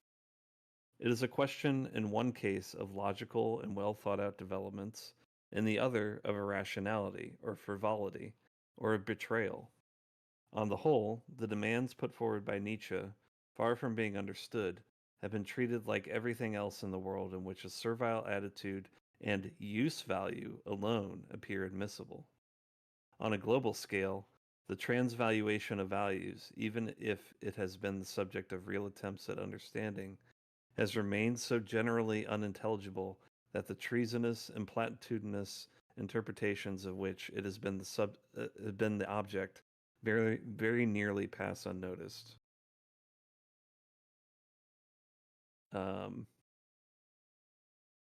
of a shot across the bow at Marxists there with the use value remark. Yeah, he's constantly doing that. It's going to get even freakier for Hegel. For his like invocation of Hegel, it's going to be really funny. I don't want to spoil it. It's really funny, but yeah. Right. I was a little This confused during invocation of this use. paragraph. Can you explain what like Hegel is being brought up for here, real quick? Well, he's making an analogy because we often talk about left and right Hegelians, which was a real phenomenon within a certain time of German political history. Got it. Okay. And he's pointing out that there's a similar thing happening with Nietzsche, but it's even dumber because with Hegel, his doctrine is what he calls it, which I think is a very aggressive way of referring to a philosophical system, frankly. But his project allows for this kind of let's say antipodal movement of oppositions. So there's a way in which it almost kind of makes sense from Hegelian. He's set up that way in advance, sort of. Yeah. Yeah, precisely. Which is what makes it even funnier for Nietzsche, who's not at all this way. And so that's why he's saying that for Nietzsche, that means that he's far from being understood, and has been treated like everything else in the world in which a servile attitude and use value alone appear admissible. This invocation of use value is reminding me around some of our discussions on Rawls and the invocation of Kant, and like using people as means to an end. I wonder if there's interesting stuff that can be expanded there at another time. Yeah, there's something I've been thinking about as well. Because if you're a little bit unimaginative, your immediate instinct, actually this is my immediate instinct maybe a little bit as well, is to just kind of read this as like a freakier Kantian in a sense imperative. Right. And I think where this departs is, for one thing, Bataille's not a moral thinker, and I mean that in a very serious sense. For Bataille, moralism is still putting people into use, which is like the crazy maneuver that gets him past Kant, in my opinion. Which maybe I'll explain then later on. But for Bataille, it gets back to, for him, surpassing use is life affirmation. It is life affirming to surpass the limited operations of use that cannot account for the capacity of expenditure. And so, unlike something like Kant, where you want to legislate against using, for Bataille, it's like you only legislate use, because to act without legislation is to go beyond the bounds of use in the first place. If that makes sense. I'll have to think about that. I'm not quite sure I buy it. I But think I'll I have to think think about if that. you revisit the Accursed Share Volume 1, it becomes you know what, we'll have a conversation about this. I'm gonna Yeah, pitch this to you. It's an interesting Mm. question. Mm-hmm. Yeah, Right. I'm curious to hear more about um the moral philosophy and how it gets past Kant. But that can be for later. Anyway, remarks for asses. Nietzsche himself said that he felt only repugnance for the political parties of his day, but ambiguity remains on the subject of fascism, which only developed long after his death, and which, in addition, is the only political movement that has consciously and systematically used Nietzschean criticism. According to the Hungarian George Lukács, is that how you pronounce it? Lukács. Lukács. Okay, that's what I said. No, One no, of no, the no. few Oh my God, yo, no, it's Lukács. People pronounce it Lukács. Lukács. Yeah. Yeah. Lukács. Okay. Okay. Yeah. Sorry, I shouldn't have been Hungarian muted. Sorry, continue.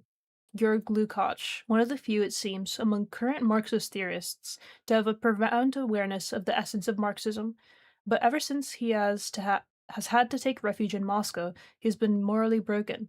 He is now nothing more than a shadow of his former self. According to Lukács, the very clear difference between the ideological level of Nietzsche and that of his fascist successors cannot hide the fundamental historical fact that makes Nietzsche one of the principal ancestors of fascism. The analysis on which Lukács bases this conclusion is sometimes perhaps refined and clever, but it is only an analysis that dispenses with the consideration of the whole, in other words, of what alone is existence.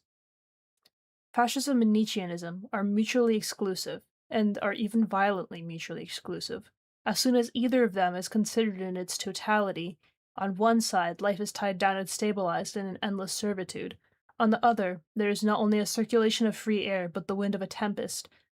On one side, the charm of human culture is broken in order to make room for vulgar force. On the other side, force and violence are tragically dedicated to this charm. How can one not see the abyss that separates a Cesare Borgia, a Malatesta, from a Mussolini? The former were Pause real insolence. quick. Mhm.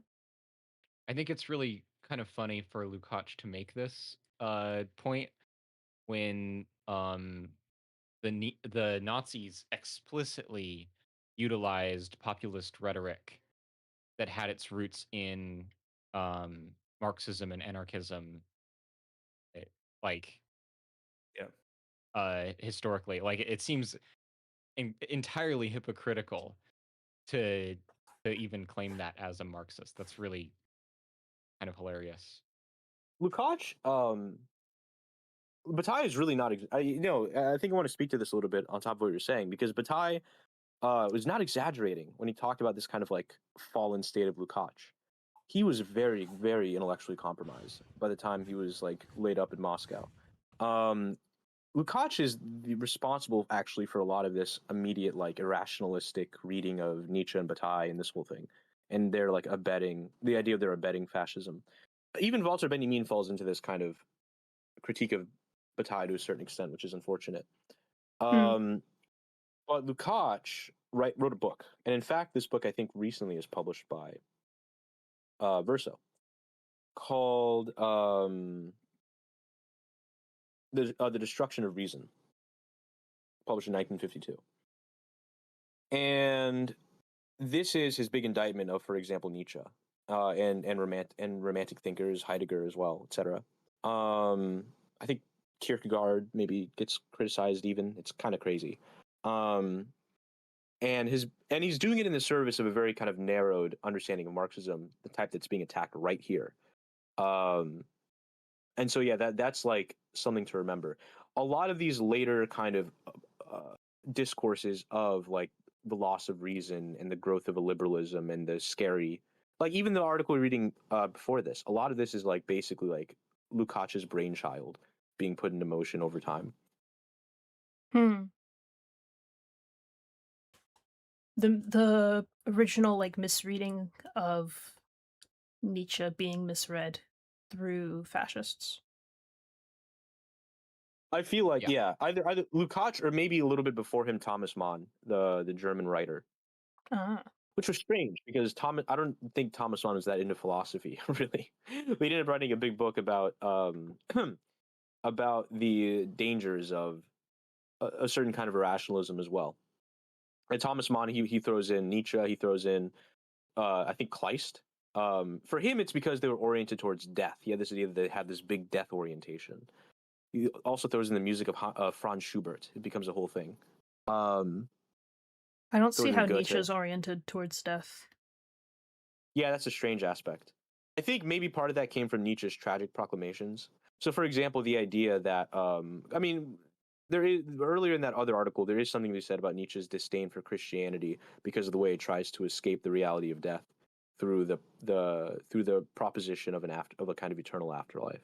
Like I think there is some of that in Nietzsche, and there is definitely a claim to be made about how when it comes to Nietzsche's understanding of the pre-Socratic tragedians, there's something like he kind of did avow their pessimism about life as a way of I guess like grappling with it as a way of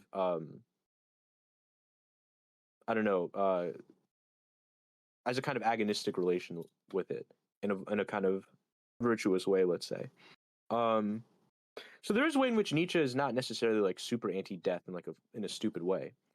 Um, he in a sense tarries with death, maybe is maybe like a somewhat dramatic way to put it. And I think that becomes problematic for certain more conventional German thinkers like Thomas Mann. Does that make sense? I don't know if that might be too strange to. Maybe a little. Anyway, I'm gonna keep reading. Mhm. Okay, how can one not see the abyss that separates a Cesare Borgia, a Malatesta, from Mussolini? Who is Malatesta? An Italian anarchist. I see. From a Mussolini. The former were insolent scorners of tradition and of all morality, making use of bloody and complex events to benefit a greed for life that exceeded them. The latter has been slowly enslaved by everything he was able to set in motion only by paralyzing, little by little, his earliest impulses. Already, in Nietzsche's eyes, Napoleon appeared corrupted by the means he had to employ, and Napoleon lost noblesse of character. An infinitely more burdensome constraint no doubt weighs on modern dictators, reduced to finding their force by identifying themselves with all the impulses that Nietzsche scorned in the masses, in particular, mendacious racial self-admiration and racial indecency. There's a corrosive derision in imagining a possible agreement between Nietzschean demands and a political organization which impoverishes existence at its summit, and which imprisons, exiles, or kills everything that could constitute an aristocracy of free spirits. As if it were not blindingly obvious that when Nietzsche demands a love corresponding to the sacrifice of life, it is for the faith that he communicates, for the values that his own existence makes real, and obviously not for a fatherland. Remarks for asses, wrote Nietzsche himself, already fearing a confusion of the same type, and one just as wretched. Now, I don't have the context for this. Do you guys know where Remarks for Asses comes from? I actually don't. I don't know this one in particular. Mm-hmm. But I'm gonna assume it has I it's think something this is a sarcastic. pretty good. I think this. Yeah, I think so. Well, Nietzsche is a very sarcastic kind of guy, you know. Right. But I think this is a very like good summation of like a lot of the problems with the fascistic appropriation. Like I don't know if August would have problems with the way that this formulated it, but like this point about what's so funny is again, like he puts it here very well. There is a corrosive derision in imagining a possible agreement between Nietzschean demands and a political organization, here the fascistic organization, of course, and a political organization which impoverishes existence at its summit, which imprisons, Yeah. exiles, or kills everything that could constitute an aristocracy of free spirits. No, I totally agree with this. I would even add that his anti-nationalism, I think the only thing I would even really quibble with is people saying here where was it, which only developed after his death, and in which in addition to ambiguity remains on the subject of fascism. I really just don't think it does. Like Nietzsche was explicitly critical of Wagner and others that were formative for the fascist project, and explicitly highly critical of every like statist way of understanding the human being or the position of life, etc. Like I don't. I think he's using this rhetorically, or at least I would hope. But even so, that would be my only quibble. I think all Mm. of this I would agree with. Mhm. I want Sure Shot to be the next one because he's gonna get a kick out of All this. right. All right. Yeah, it's his turn. Thank you, Richard. The Nietzsche Mussolini. Insofar as fascism values a philosophical source, it is attached to Hegel and not to Nietzsche. One should read the article in the Encyclopedia Italiana that Mussolini himself devoted to the movement he created. The vocabulary, and even more the vocabulary, the spirit, are Hegelian and not Nietzschean. Mussolini twice is able to use the expression will to power, but it is no coincidence that this will is only an attribute of the idea that unifies the crowd. The Red Agitator underwent the influence of Nietzsche, the unitarist dictator that has remained aloof. The regime itself has spoken on the question. In an article in Fascismo, July 1933, Cimino denies any ideological affiliation linking Nietzsche and Mussolini. Only the will to power would connect their doctrines. But Mussolini's will to power is not selfish. It is preached to all Italians, whom Il Duce wants to make supermen. For, affirms the author, even if we were all supermen, we would still only be men. There is nothing more natural than the fact that, in other respects, Nietzsche pleases Mussolini. I mean, this also echoes the confusion that we came up against in the article that we were reading earlier, about the Superman, about the how does the Superman work? Totally. Wait, I gotta say something real quick. Sorry, I am so sorry, but I actually have to go order some food. I'll be back in like 5. I'll be here, but I gotta be quiet for like maybe like 5 minutes. Okay. Just letting you know. Okay. I do slightly disagree this this idea of the will to power, as I'm sure we've talked about before,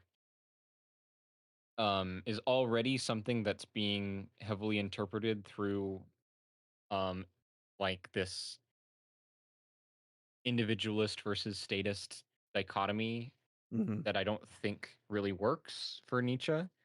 The will to power The force is productive of the subject. It's not something the subject owns in this way. Yeah, it's not something you have. It's a the force it's the in the world. affirmation of its own power that produces something like the subject Mm-hmm. and the dominant passions of the subject, etc. Right? Mm-hmm. Yeah, this is one of the immediate mistakes that fascists make when they're looking at Nietzsche. Right. I'm not clear on how Bataille is treating it, though. Well, I mean, it'll develop here. Yeah. Nietzsche will always belong to all men of action, and will, the profound people and will, The profound difference between Nietzsche and Mussolini lies in the fact that power, insofar as it is will, force, and action, is the product of instinct. I would say almost of physical nature. It can belong to the most incompatible people. One can use it for the most varied ends. On the other hand, ideology is a spiritual factor. It is ideology that really unites men. It is Wait, not pause real useful. quick. Yeah. Sorry, I'm back. Just to make this point, that was in quotes. So Yeah. just so people, That whole thing was in quotes. Okay, I see. Yeah. Yeah. Thank you. Yeah, he's quoting Camino. Yeah. Who is Mussolini's One of his ministers, I think. yeah. Oh, look who it is. Look who the cat dragged in. That's the Hegelian link, by the way, right? This where Semino's like, it's really ideology that unites men. You're not getting that from Yeah, Nietzsche. yeah. Yeah. Yeah. Mm-hmm. Yeah, That's he's why literally Bataille. he's literally being a Hegelian here. Oh, yeah. I haven't read any Hegel. What's Hegel say about ideology? He believes that ideology is the driving force of history, Mm, basically. okay. Um, That's so that, dialectics. yeah, and he believes Mm. that the movement of history is the different ideas conflicting with each other. I think the more Well, no, sophisticated wait, term. wait. Well, the more sophisticated way of thinking about it is that Hegel will talk about what he calls the self movement of the concept. Yes. Which Okay. is at the very least, it's something you'll never hear from Nietzsche, frankly. Uh-huh. I think I would hesitate to even apply the term ideology to Hegel at all. Yeah. I think both of you are correct if you modify the terms you're using. Ideology is something that comes up. I mean, it's a term that exists prior to Hegel, but it's really something that comes up in our sense of the term in Marx and afterwards. And it's not really something that Hegel's going to operate with. And it's kind of precisely the thing that Marx is going to critique in Hegel in his critique of the philosophy of right. Mm. So, like, because for Marx, fundamentally what you're looking at is a set of conceptual frameworks that sort of predetermine the range of possibilities that you're able to I guess cognize. And the critique of Hegel is that he reifies the state, the Prussian form of the state, in the exact same way that Aristotle reifies a certain configuration of the polis even after it's obsolete in his politics and in his ethics. And the move is going to be to find the plane on which this sort of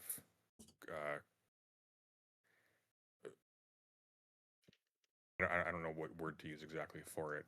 This reifying of paradigms is taking place, so you can actually treat that as a variable, right? You're no longer searching for what is the virtuous or the ideal state. Now you're looking at what on what plane do pieces arrange to create the conception of a certain ideal? Stuff like that. Yes. Yeah. Precisely. It's Yeah. the separation of thought and matter that's being sort of driven at. Right. Yeah. It's hacking away at that separation between ideal and relational understandings. And that's kind of like the most important thing with a lot of these thinkers, and I would say even including Marx. You don't look at them for like solutions to problems. You look at them for solutions to their problems, and then see how those can be applied elsewhere.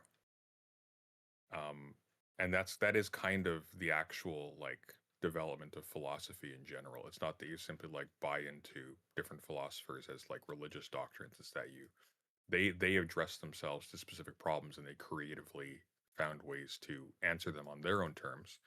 We don't share their terms, but they developed a bunch of really useful tools and frameworks that we can then apply elsewhere. And often things are discovered accidentally in the course of them solving those problems that actually end up being the real problems for us.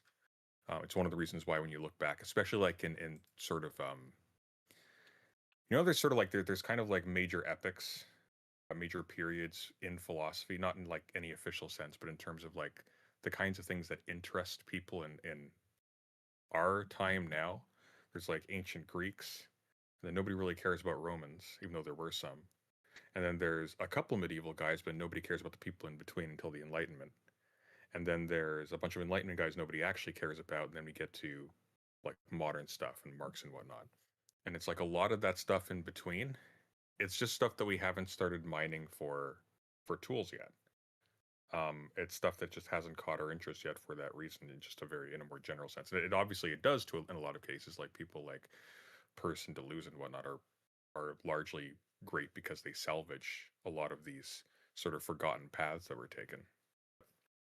Yeah, and like Imran and I have talked about the what is it, the resurgence of like radical feminist thinkers in the moment that we find ourselves in, Mm-hmm.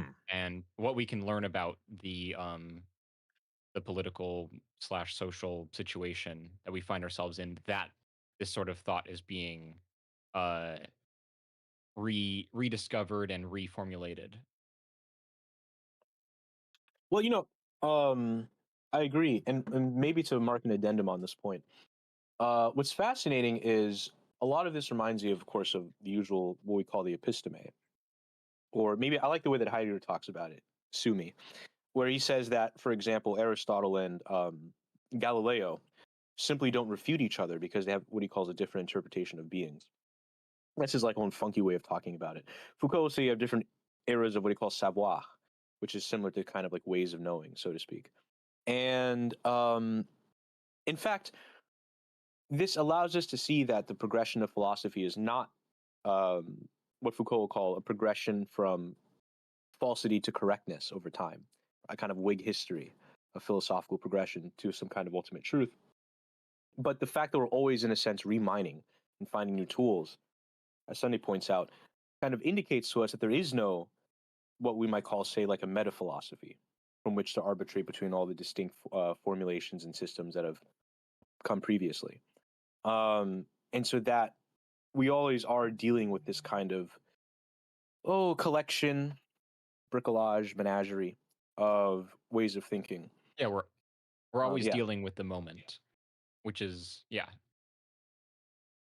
I just wanted to also go back on in terms of dialectics. It wouldn't really be so much one idea versus another. As Imran was mentioning, it's the self movement of the concept. It's the dialectic is more about, as I understand it, like self negation, right? The The identity and the contradictions are negation it contained contains within the thing within itself. within it. Yeah. Yes. Yeah. That makes sense. It is not useful to insist on, or were we going to read, or are we done? Oh yeah. I was just remarking that we're getting to some sterner. I did not expect that. Before you start reading, Sure Shot. Guess what just came in? Oh, your copy of Symbolic Exchange and Death. Very nice, actually. Yeah. I hate you so much. I hate you so much. I want that so bad. It's so. How much did you pay for it? For some reason, there was a seller that was selling it for like $60. Oh, you paid 60? Do you know how much it goes normally? I don't want to think about it. 160. I don't want to think about it. That's insane. That's when I start self-printing. I've self-printed some out of publication books before. For anyone who's interested in this in the audience, hit me up in DMs. I can help you out Listen, with okay. Listen, if you name your firstborn after me, I'll mail it to you. Okay. that. Okay, we'll see about it. Ew, it's $58 your, on Amazon. You know, I fumbled the bag once. I had a bit of a benefactor friend who said that if I could stick in for an entire series of Foucault lectures with them, that they would actually give me a free copy of Symbolic Exchange and Death, and I quit. I didn't stay, which is a horrible idea. I should have stayed. And Wow. done Well, my you're copy. unworthy then. You'll have to name 2 of your children after me, and they need to be the same names. Oh my God. You know, There's Oh, like some- I clicked on the shopping tab. We have It makes sense $18, that you'd have- $18, $122, $15, $18, $20, $60, $110. My folio edition of Hobbes that I got in a New Year's sale for like $30. Now By the goes way, for like 200. you need to sell it. You need to sell that shit. I don't know why you're still holding on. No, I'm gonna hang on to it. It's probably gonna be You do worth not make that 500 in 10 years. Okay, we'll see. Give it like 20 years, okay? I'm gonna be old, but I'll be able to be. Thank God, I'm not gonna be old in 20 years. Yes. You'll live off of selling your books. I'll be able to sell that one and get maybe something crazy like $500 for it, and then I'll be set for like an entire 2 months of groceries. Okay, it'll be great. There's I'll be able to buy two Charizards with that.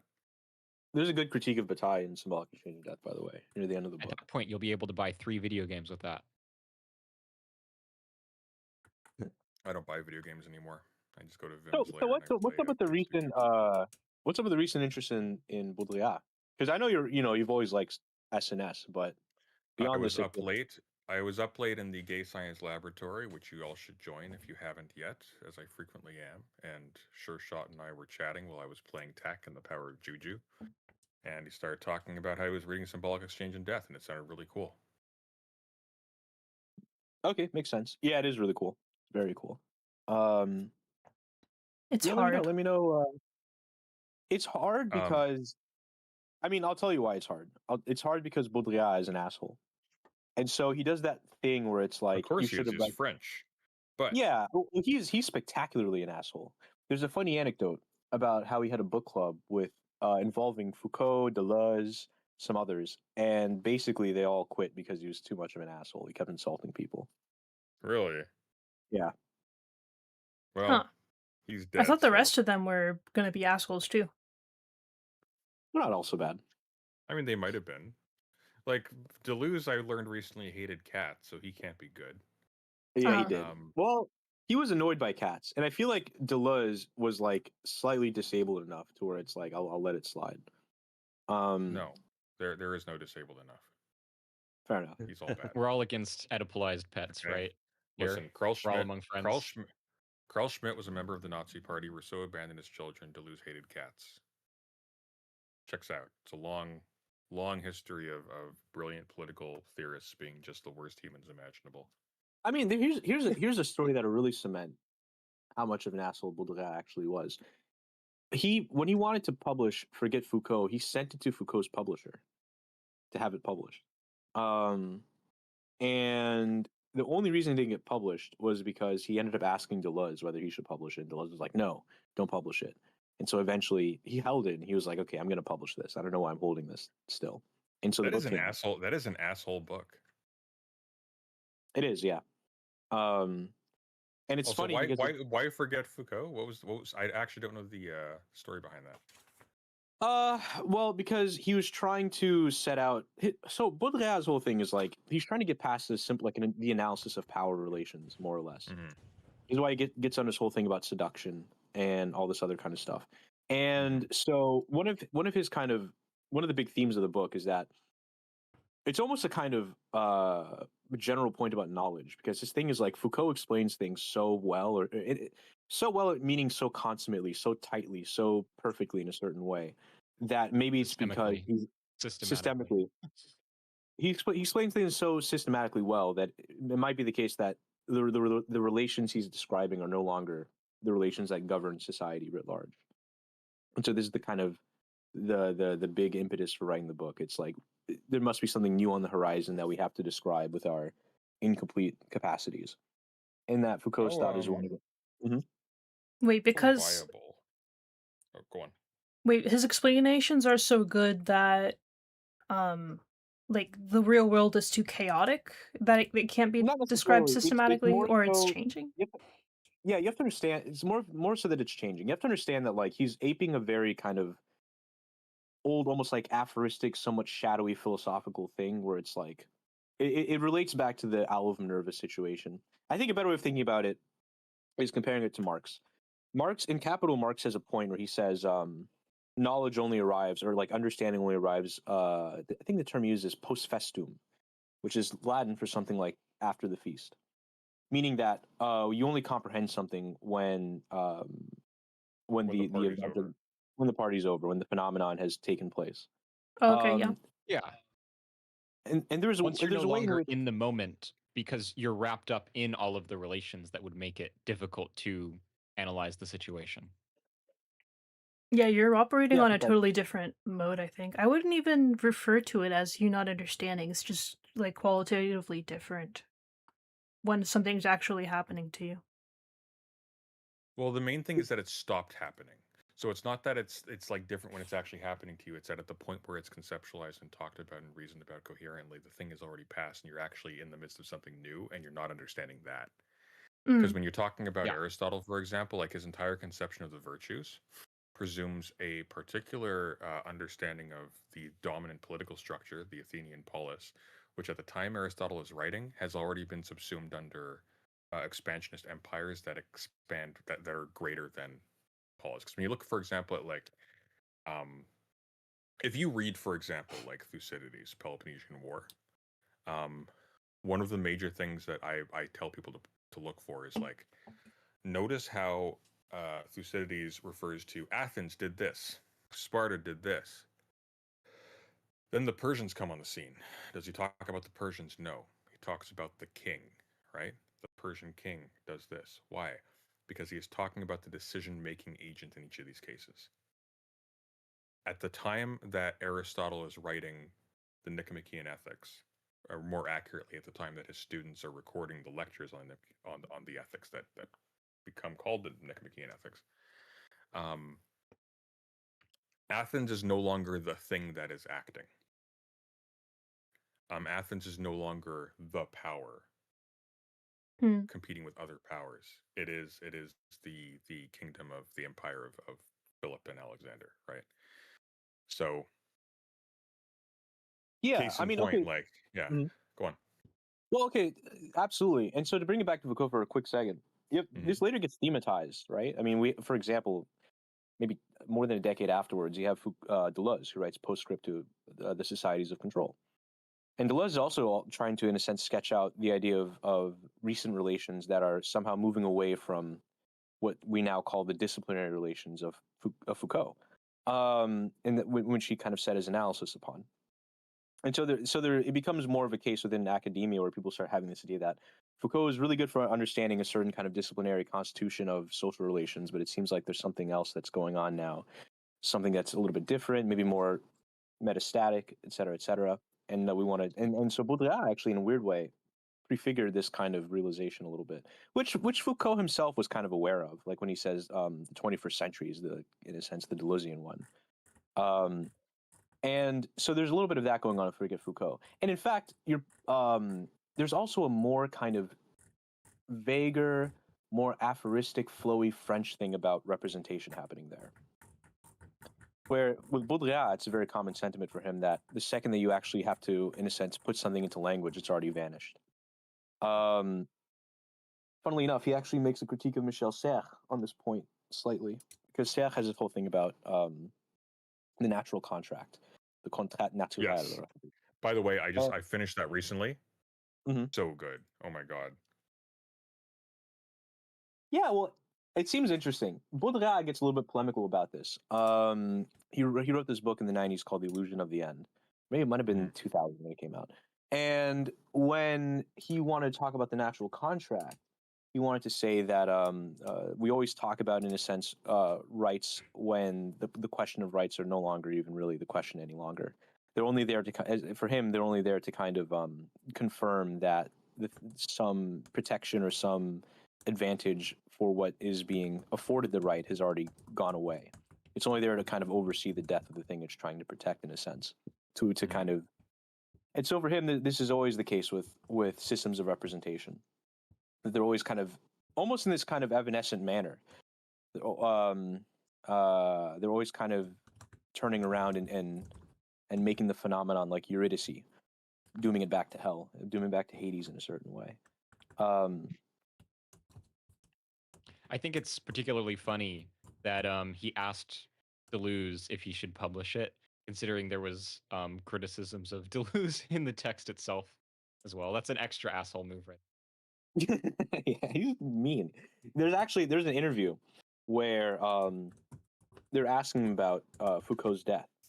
He was like, Foucault died before he was able to say everything he wanted to say, and that's good. Which, like, he wasn't trying to be an asshole when he said that, but it just sounds so fucked up. Like, oh yeah, it's good that he died before he can get out all of his takes. He supplemented that by saying there are a lot of people who nowadays are walking, and it's as if they have died already, and yet they're still speaking. Meaning that there are a lot of philosophers who've already kind of exhausted themselves, and yet they're still trying to speak the dead, so to speak. Or you can be like Zizek and write the same book over and over again. Yeah. I mean, he's just one for very flamboyant proclamations, but in a way that's more interesting than Zizek, of course. Like, for example, Baudrillard will say, why do we try to, at a lecture at the EGS, the European Graduate, whatever the fuck, he says something like... School, probably. School, guessing. yeah, European graduate school. Thank you. He says, "Why are we always trying to save culture?" He's like, "Culture is like an organism. It has, it's born, it has its lifespan, and it dies, and that's completely fine." And so he kind of stretches this anti-memory based, anti kind of preservational tendency to the extreme by just saying we should just let cultures perish. And in fact, the incessant desire to elongate and extend their lifetime results in a kind of necrotic situation where you're not even really Well, dealing with. I think crucially, I think to an extent I would agree with that, largely because this is always done by someone on the outside, and so it's not even like the critical elements are being preserved. It's usually something is being preserved for whatever power currently feels guilty for it. I Whatever mean, is apprehending it. Yeah. my secret here is that I actually agree with you, but it's one of those things I don't talk about a lot because one time I tried to bring this I point mean, up to good luck Karasu. having this conversation in a university. Like you're gonna get Oh crucified. yeah. I mean, I had this conversation with Karasu, and she got flaming mad at me. Which I mean, to be I was clear, Why? by the way, like I'm in. Well, I'll give you an example of why, but I guarantee you it's going to relate to Hungary in Karasu's case. Um, I am in Canada, obviously, and we have an issue where our government actively and openly tried to genocide many different indigenous cultures over the course of its entire history and a little bit before that. So, like, there are a lot of moves to attempt to revitalize indigenous culture. And I like those things, by the way. But the Canadian state also tries to do this, but not really. And so what ends up happening is those parts of indigenous aesthetics that are amenable to putting the indigenous populations of Canada, who are definitely not regarded by the Canadian government as peoples, even if it allows them to nominally identify as them. It puts them into a position where the Canadian government is perfectly safe living with them and they aren't a burden on it. And this is actually a big problem in Indigenous politics here because we have an issue where it's almost like a bad and Panada Hassan situation where it's like you have probably for the most part well-meaning people who are integrated with the Canadian government and who represent Indigenous bands for them, but also they do so in ways that privilege a particular relationship that people who are actually like a lot of people who are like really big on hey, we need to like actually do something to assert our not just like our rights in sort of a flaccid kind of like we're citizens of Canada too kind of way. We need to like assert like our sovereignty over these territories that were never actually conquered or legally treated away. Those people are really pissed off because they see essentially the normalization of the domination of these groups by the Canadian state, even as it pretends to be preserving them. So, like stuff It's like that. necessarily And, preserving it on their terms yes, for their own and means and yes, their and own preservation.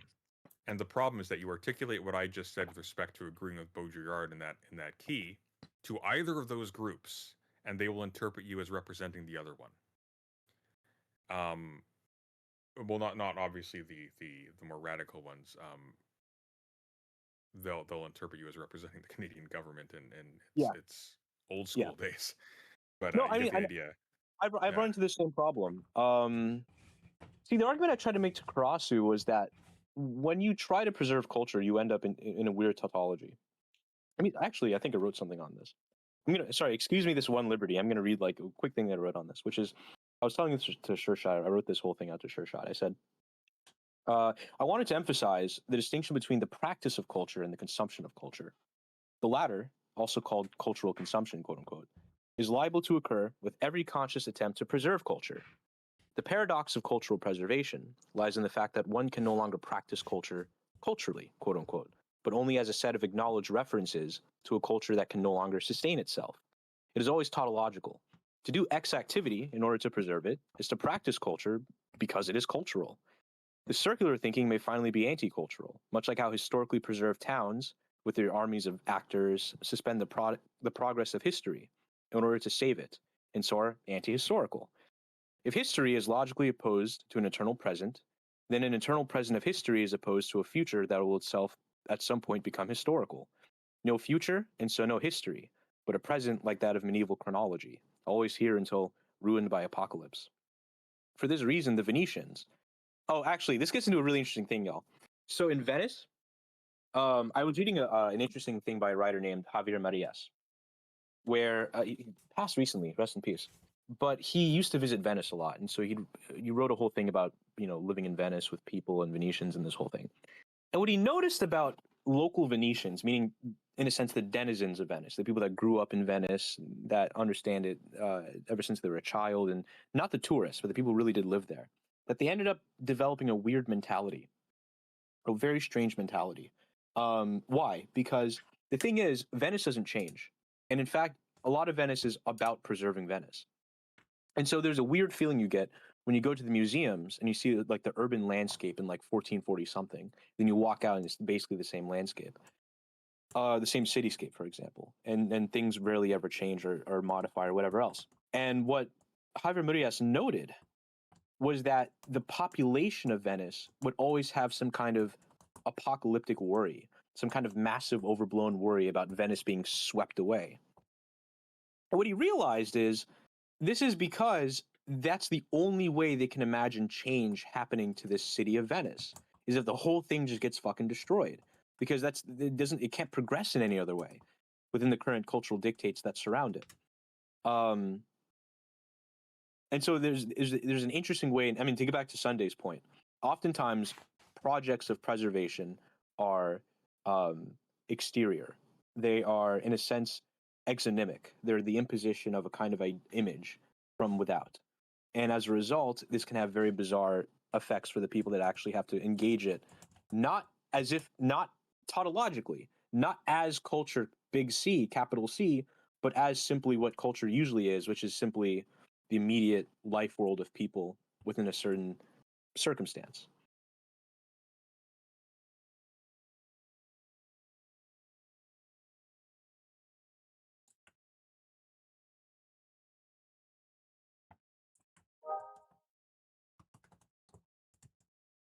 Did I die? No, Okay.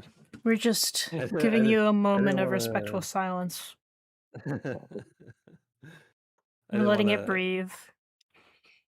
I didn't want to execute the pregnant pause. I mean, I've sort of thought this a little bit with respect to the popularity of zombie horror. I think a major part of the appeal is the catharsis of. I really like the level of catastrophe that people imagine must actually have to take place for the resiliency of current systems to be broken, because there really is this sense that no matter how bad it gets, like the order of things right now is basically invincible. Yeah, that you'd have But to do this something, whatever that something replaces massive them would have to is change. yeah. What replaces them doesn't seem to be better though. Is it Well, it enough depends for on it what to? you It's not mean. so much a matter of like what replaces them in the context of that is better. It's that the possibility of anything different is opened. I guess so. Yeah. Once something Yeah, I different also is think established, regardless of whether it's better or worse, you can have something that is better in the future I mean, you after can the look at something apocalypse. like The Last of Us, and they have things like I can't remember what their town's actually called, but they form like that little commune in the Midwest or whatever. And this idea that there's this cataclysmic event that dramatically upsets social cohesion, but in a weird way, it's also making room for an entirely new kind of life that has its own appeal, right? Of people like banding together to respond to those circumstances in a way that it's hard to see from our current position. Mm-hmm.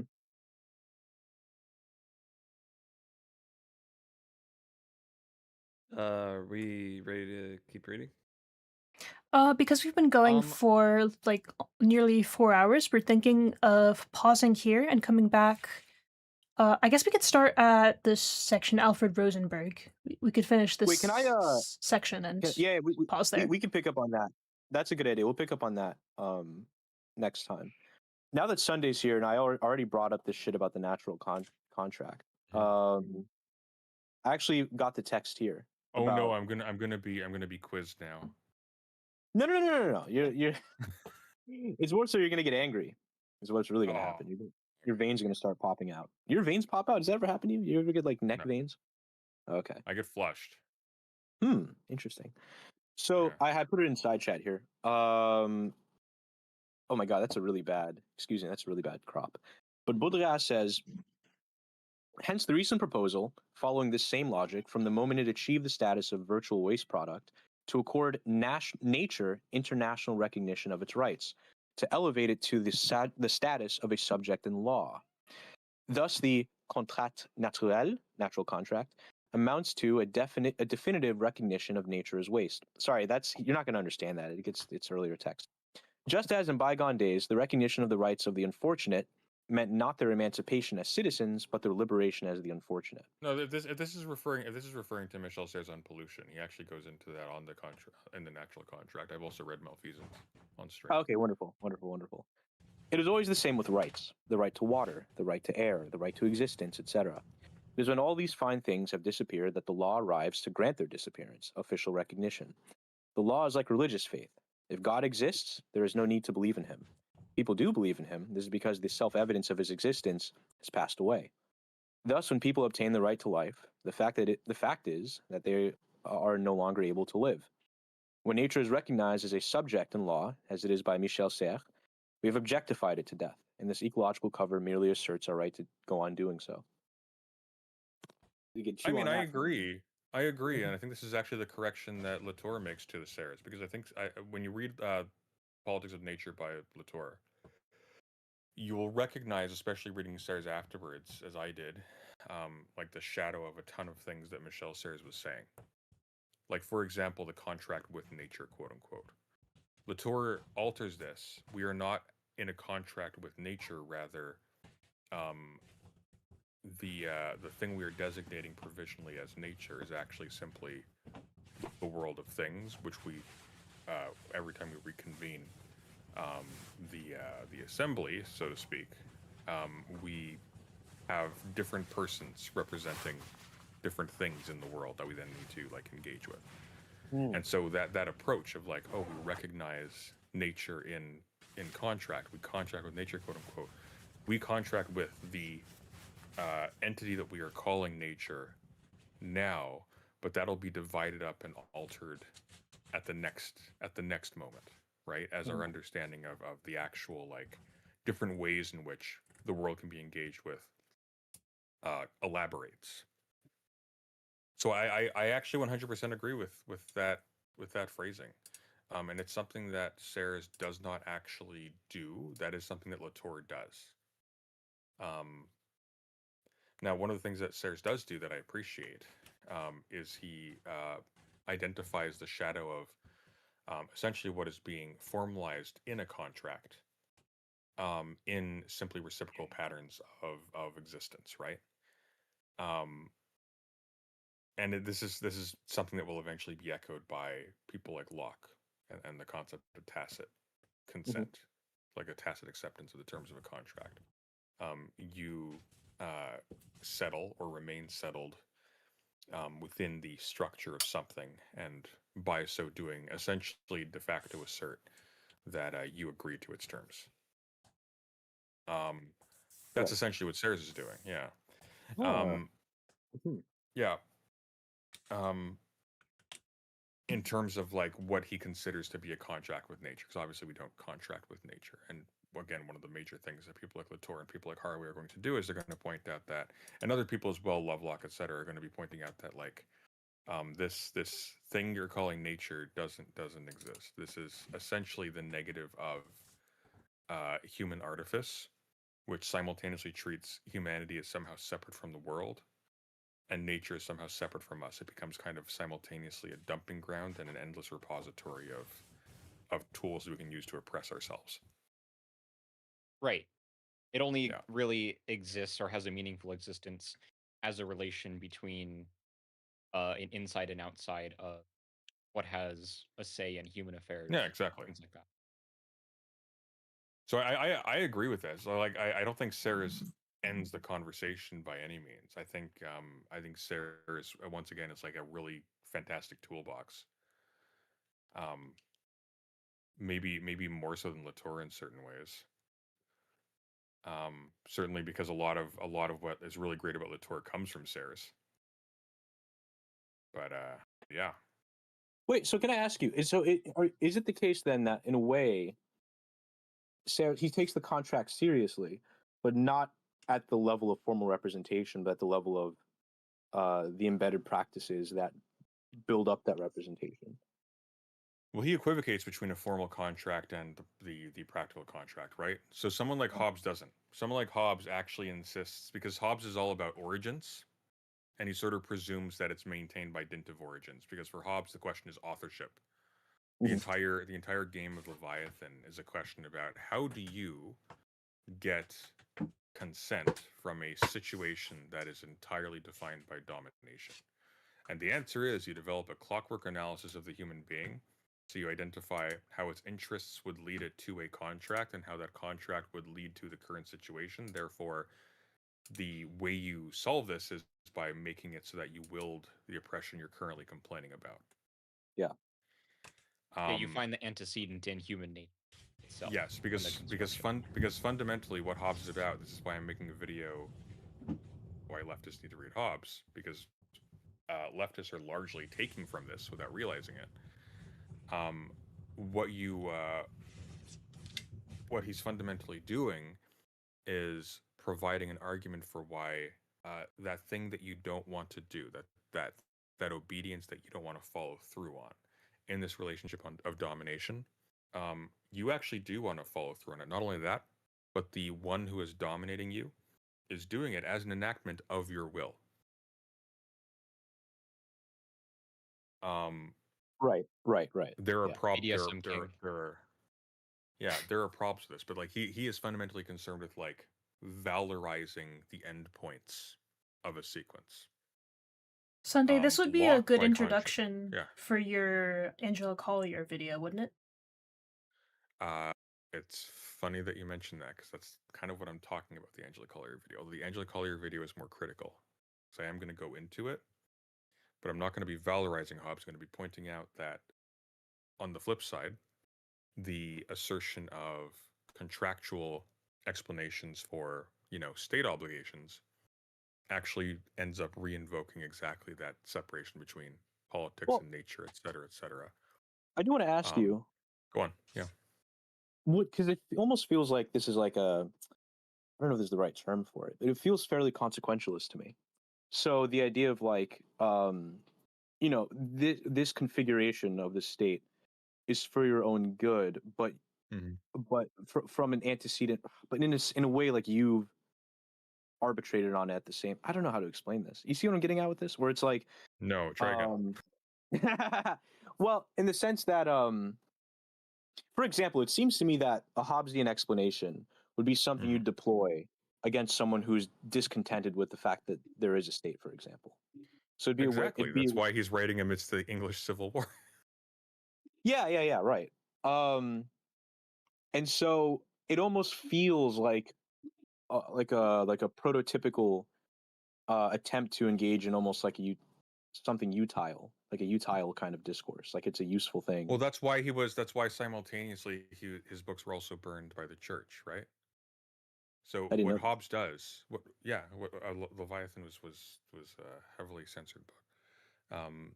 The move is, because this is the heresy Hobbes performs. He says, no, you will not rebel against the king, because you in terms of your construction, how you are, everything that your actions speak to, you desire to be ruled because you desire that more than the alternative, which is always opened up by challenging that rule, which is the state of nature and civil war. You cannot stomach a state of war. So you will accept. You won't merely accept that rule. You've simply forgotten that you actually consent to it actively. The catch, though, is that in order to do this, he made the basis of rule a consent that is mechanically derived from the materialist conception of the human body that denies that there is a separate soul apart from actually he talks about it in sort of a similar sense as Hegel will. Like when he interprets scripture in the latter parts of Leviathan, he'll ask like, okay, so what is actually meant then when the Bible says that the Spirit of God came upon these patriarchs and tribes of Israel, and they were able to like administer justly and whatever. And it's like only that they received like a correct understanding and wisdom. Like there wasn't like a literal magical ghost thing in them. It literally refers to, oh, they received correct instruction and they had the right disposition to carry that out. Um, because like when Hegel talks about spirit, like he allows for more woo-woo stuff, but fundamentally what he's actually talking about are the things that we would consider to be, discursive or social or whatever, the stuff that kind of hangs in the air, as it were. He's not necessarily talking about like literal angels on the head of a pin. And that obviously is very disagreeable to a Catholic who thinks that there's something like purgatory where literal ghostly versions of yourself go to and then have to move rocks or something. So yeah, it completely denies the standard moral account that the church would require. Yeah, it's basically it's for all intents and purposes he was condemned as an atheist. Similar way that Socrates was, really, when you kind of think about it a little bit. In fact, if you squint, they kind of look the same. But Well, okay. You said something that was very fascinating earlier, which is that Hobbes will more or less proclaim or hold that you have an investment in the proliferation, or not proliferation. You have an investment in the continuance of the state that you forgot about, more or less. Well, I'm using the term investment actually. I kind of got ahead of myself on that. I think investment is fine. It is based on desire. It goes into it. Well, okay, so this is exactly what I was getting into, or rather, what I wanted to get into was that it sounds like there's almost a very early theory of some kind of almost like libidinal investment in the production. That's exact. I mean, he would never use that word, but it is basically that. Yeah, it's an investment of desire. Fascinating. Yeah, really interesting. It's definitely not libidinal investment. It's definitely not like an investment of anything that even remotely is sexual. But it also is that a little bit, but that definitely doesn't characterize any of it. Yeah. We wouldn't call it there's no flattening of desire there. There are desires in the plural, but yeah, it's fundamentally the beginning of an effective economy. Because I'm thinking, like, of course, for it to be libidinal, we'd have to talk about it in terms of sublimation. I don't necessarily think that's what's happening with Hobbes. Well, we'd have to talk about it in terms that accept, for example, like death and annihilation, all these sorts of things is like taboo things that are actually a part of the equation. Whereas for Hobbes, like the fundamental drive above everything else. And this is where he would disagree with people like Nietzsche and Spinoza, etc. I mean, maybe not Spinoza so much, but like the idea that they're that the fundamental drive is to avoid death at all costs. Right. This is where he and Nietzsche would be like adamantly opposed, obviously. Absolutely. Totally. And actually, this is where Darwin would be closer to Hobbes, interestingly enough. But yeah, okay, so that's really interesting to me because there's also because you also brought up with alongside this idea that you've forgotten it, that you have an investment, but you've forgotten it somehow. Now, of course, I wanted to say unconscious, but that's tricky because unconscious mental life is about repression primarily. So for me to call it unconscious, you'd have to have, for whatever reason, repressed your.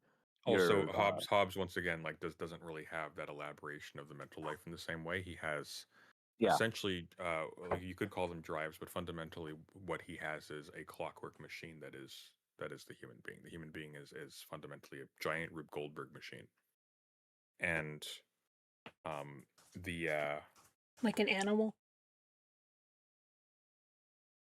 Well, also like animals, yeah. Like he's not going to do something like Descartes, where kind of the opposite of Descartes, where he's like, oh no, human beings are sort of a marriage of this other substance and corporeal matter. Unlike non-human animals, who we can dissect over their screaming because it's not real, guys. It's just a machine. This is not what Hobbes would do. Hobbes goes in the other direction. It's like, no, actually, that machine stuff is all there is, and it's really fucking important. the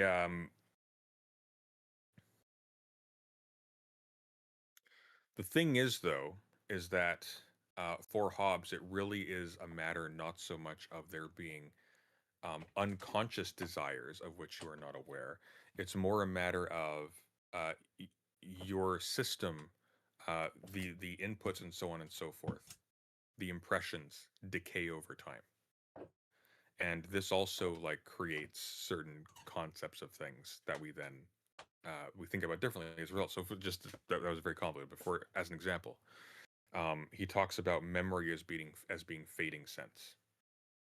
So you go to the government office, you see a policeman, you read an edict in the newspaper by some magistrate or whatever, and you have this thing in your head at the end of the day of that is the state. That's this big thing, but it's actually a lot of really unimpressive little things that you've experienced throughout the day, but you've associated them. They've faded together because Yeah. your immediate experience of tiny little unimpressive man over here who happens to be fulfilling the role of a functionary who is not in any active relationship really with any of these other elements. You don't experience that. You experience all of these things relating to you Mm-hmm. as just a part of the world, part of life, and so on. And so that is where like you get the idea, this distinction between, for example, like the actual Commonwealth, the relation, the contractual relation between people, and the Leviathan itself, the impression of the monster that is actually the thing that keeps everything together, right? Yeah. Because Mhm. the Leviathan holds people in awe. That's the mortal god holds everybody. That's the function of it in terms of maintaining the contract is Did you say you have this the mortal cod? the mortal god. It could be a mortal cod. Oh, Leviathan is supposed to be, aquatic, so you never know. yeah, Oh that's my what I God. was Okay. thinking. The Lassic power. So I wanted to ask you a quick question. Because I have a thing that springboards off of this. Um, Hmm. is it the case that have you heard anyone talk about Hobbes within the context of the debate of, say, for example, rationalism and empiricism? Like, do you have anyone who wants to talk about Hobbes's rationalism or empiricism or anything Not really, pertaining because I to? think he's overshadowed by everyone who follows, right? So I think people are much more likely to take someone like Kant into that equation.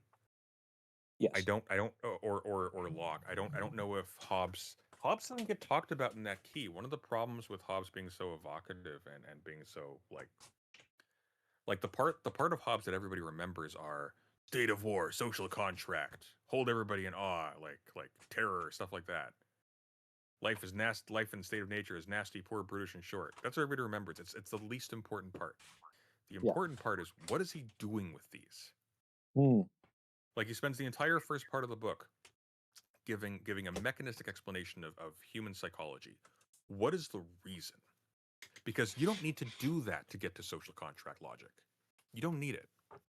You can just say, "Hey, look, you guys, uh, if you look at how you guys behave now and you take away the cops, think of how you'll behave then. That's very scary. Obviously, you wouldn't have been able to handle that. So you agree to stuff. That's at the end of that. Why is he spending all of this time on the mechanism of human psychology, Mhm. on like the clockwork nature of like human desire, et cetera, et cetera? It's because that's not actually the full thing. He's actually trying to completely restructure how we think about political legitimacy categorically. That's actually the fundamental move. It's why he's actually so important.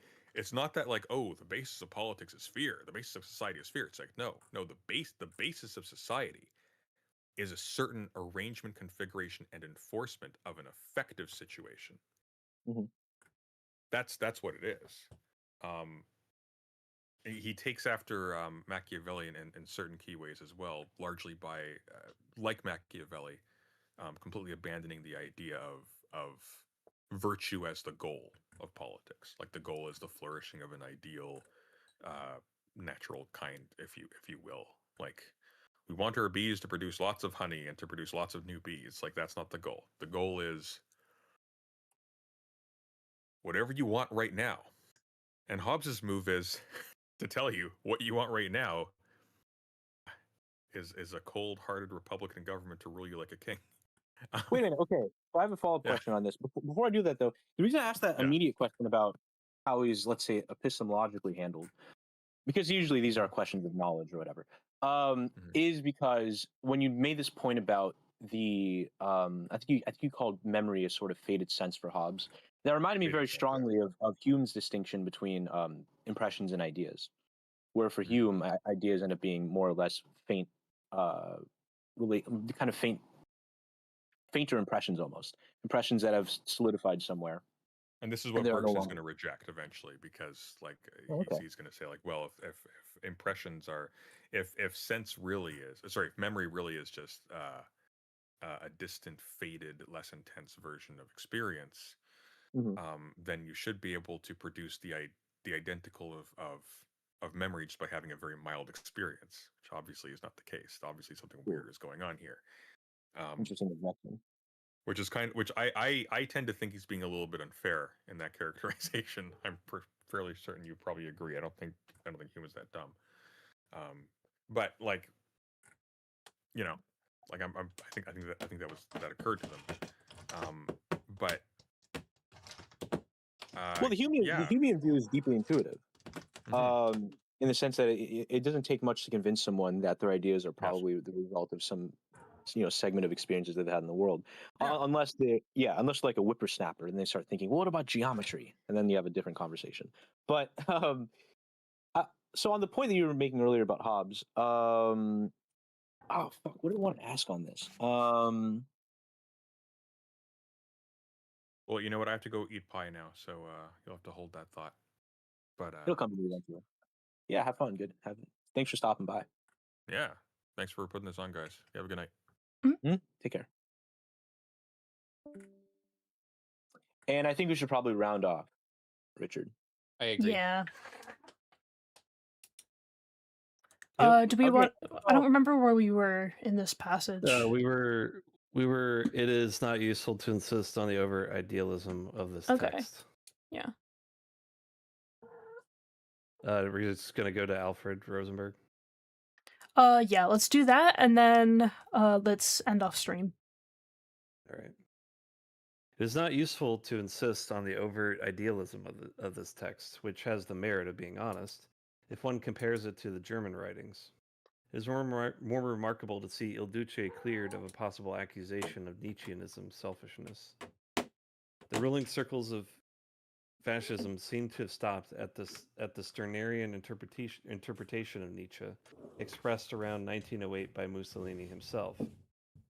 For Stirner, for Nietzsche, the revolutionary wrote at the time, and for all those whom Turk in his Geniale Mensch calls the antisos of selfishness, the state is oppression organized to the detriment of the individual, but nevertheless, even for animals of prey there exists a principle of solidarity.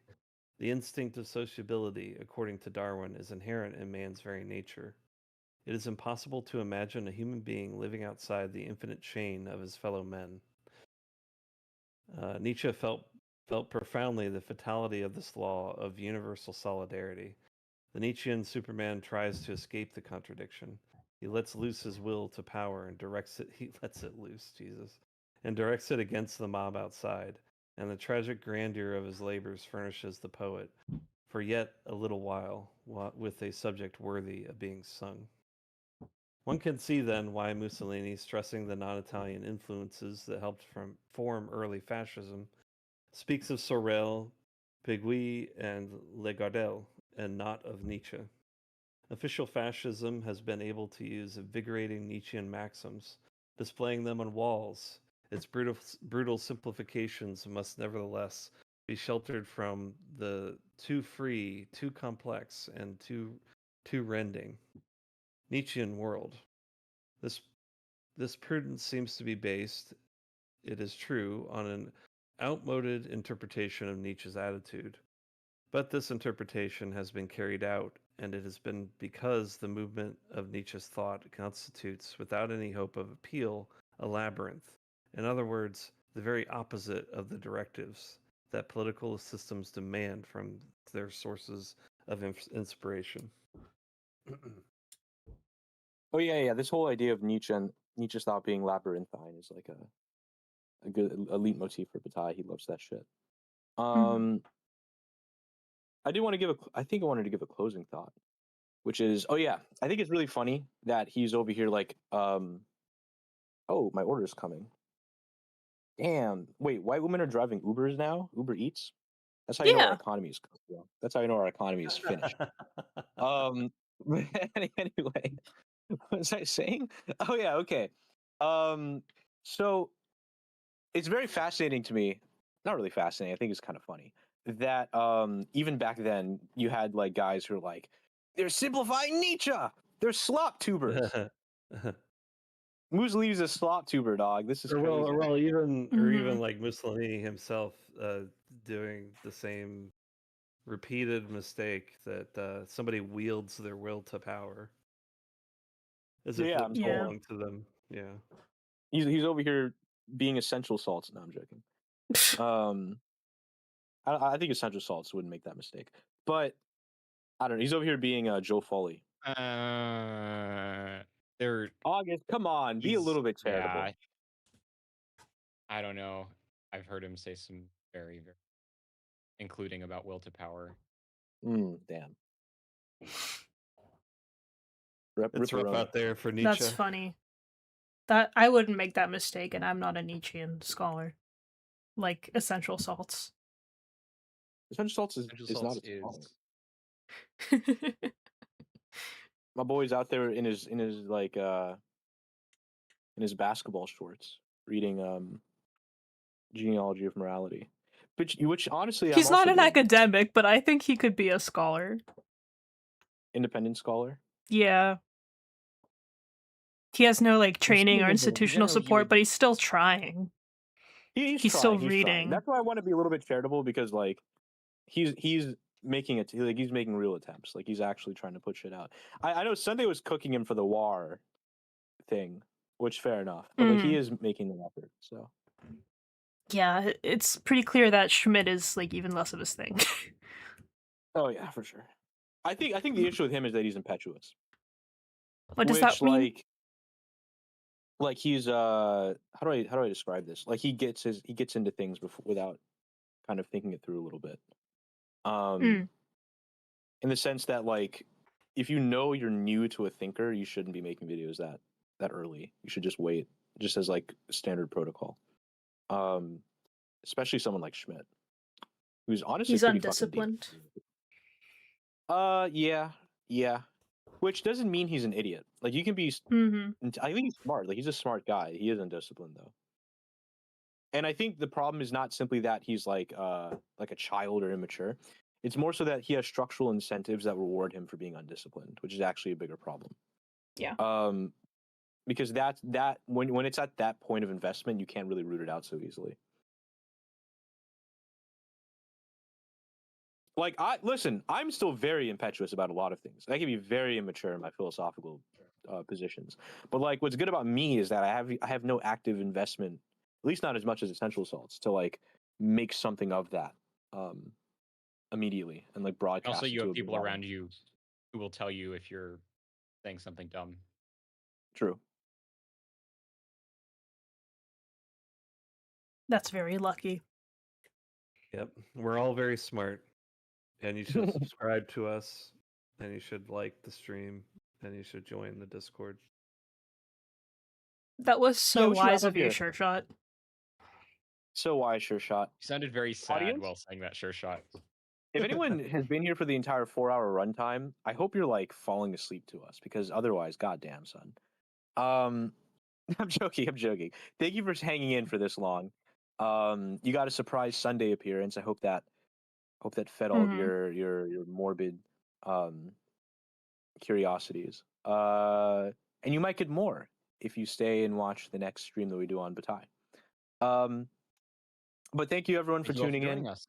Thank you all for joining us. We'll see you next time. Remember, all the announcements go out originally on the GSL. So if you want to catch the next stream and not miss Join the any, Discord in the description. Yep, join the Discord in the subscribe. description. We are all mods in the GSL, so if you want to come in and yell at us, that's where we'll be. Thanks everyone. See you next time. Bye.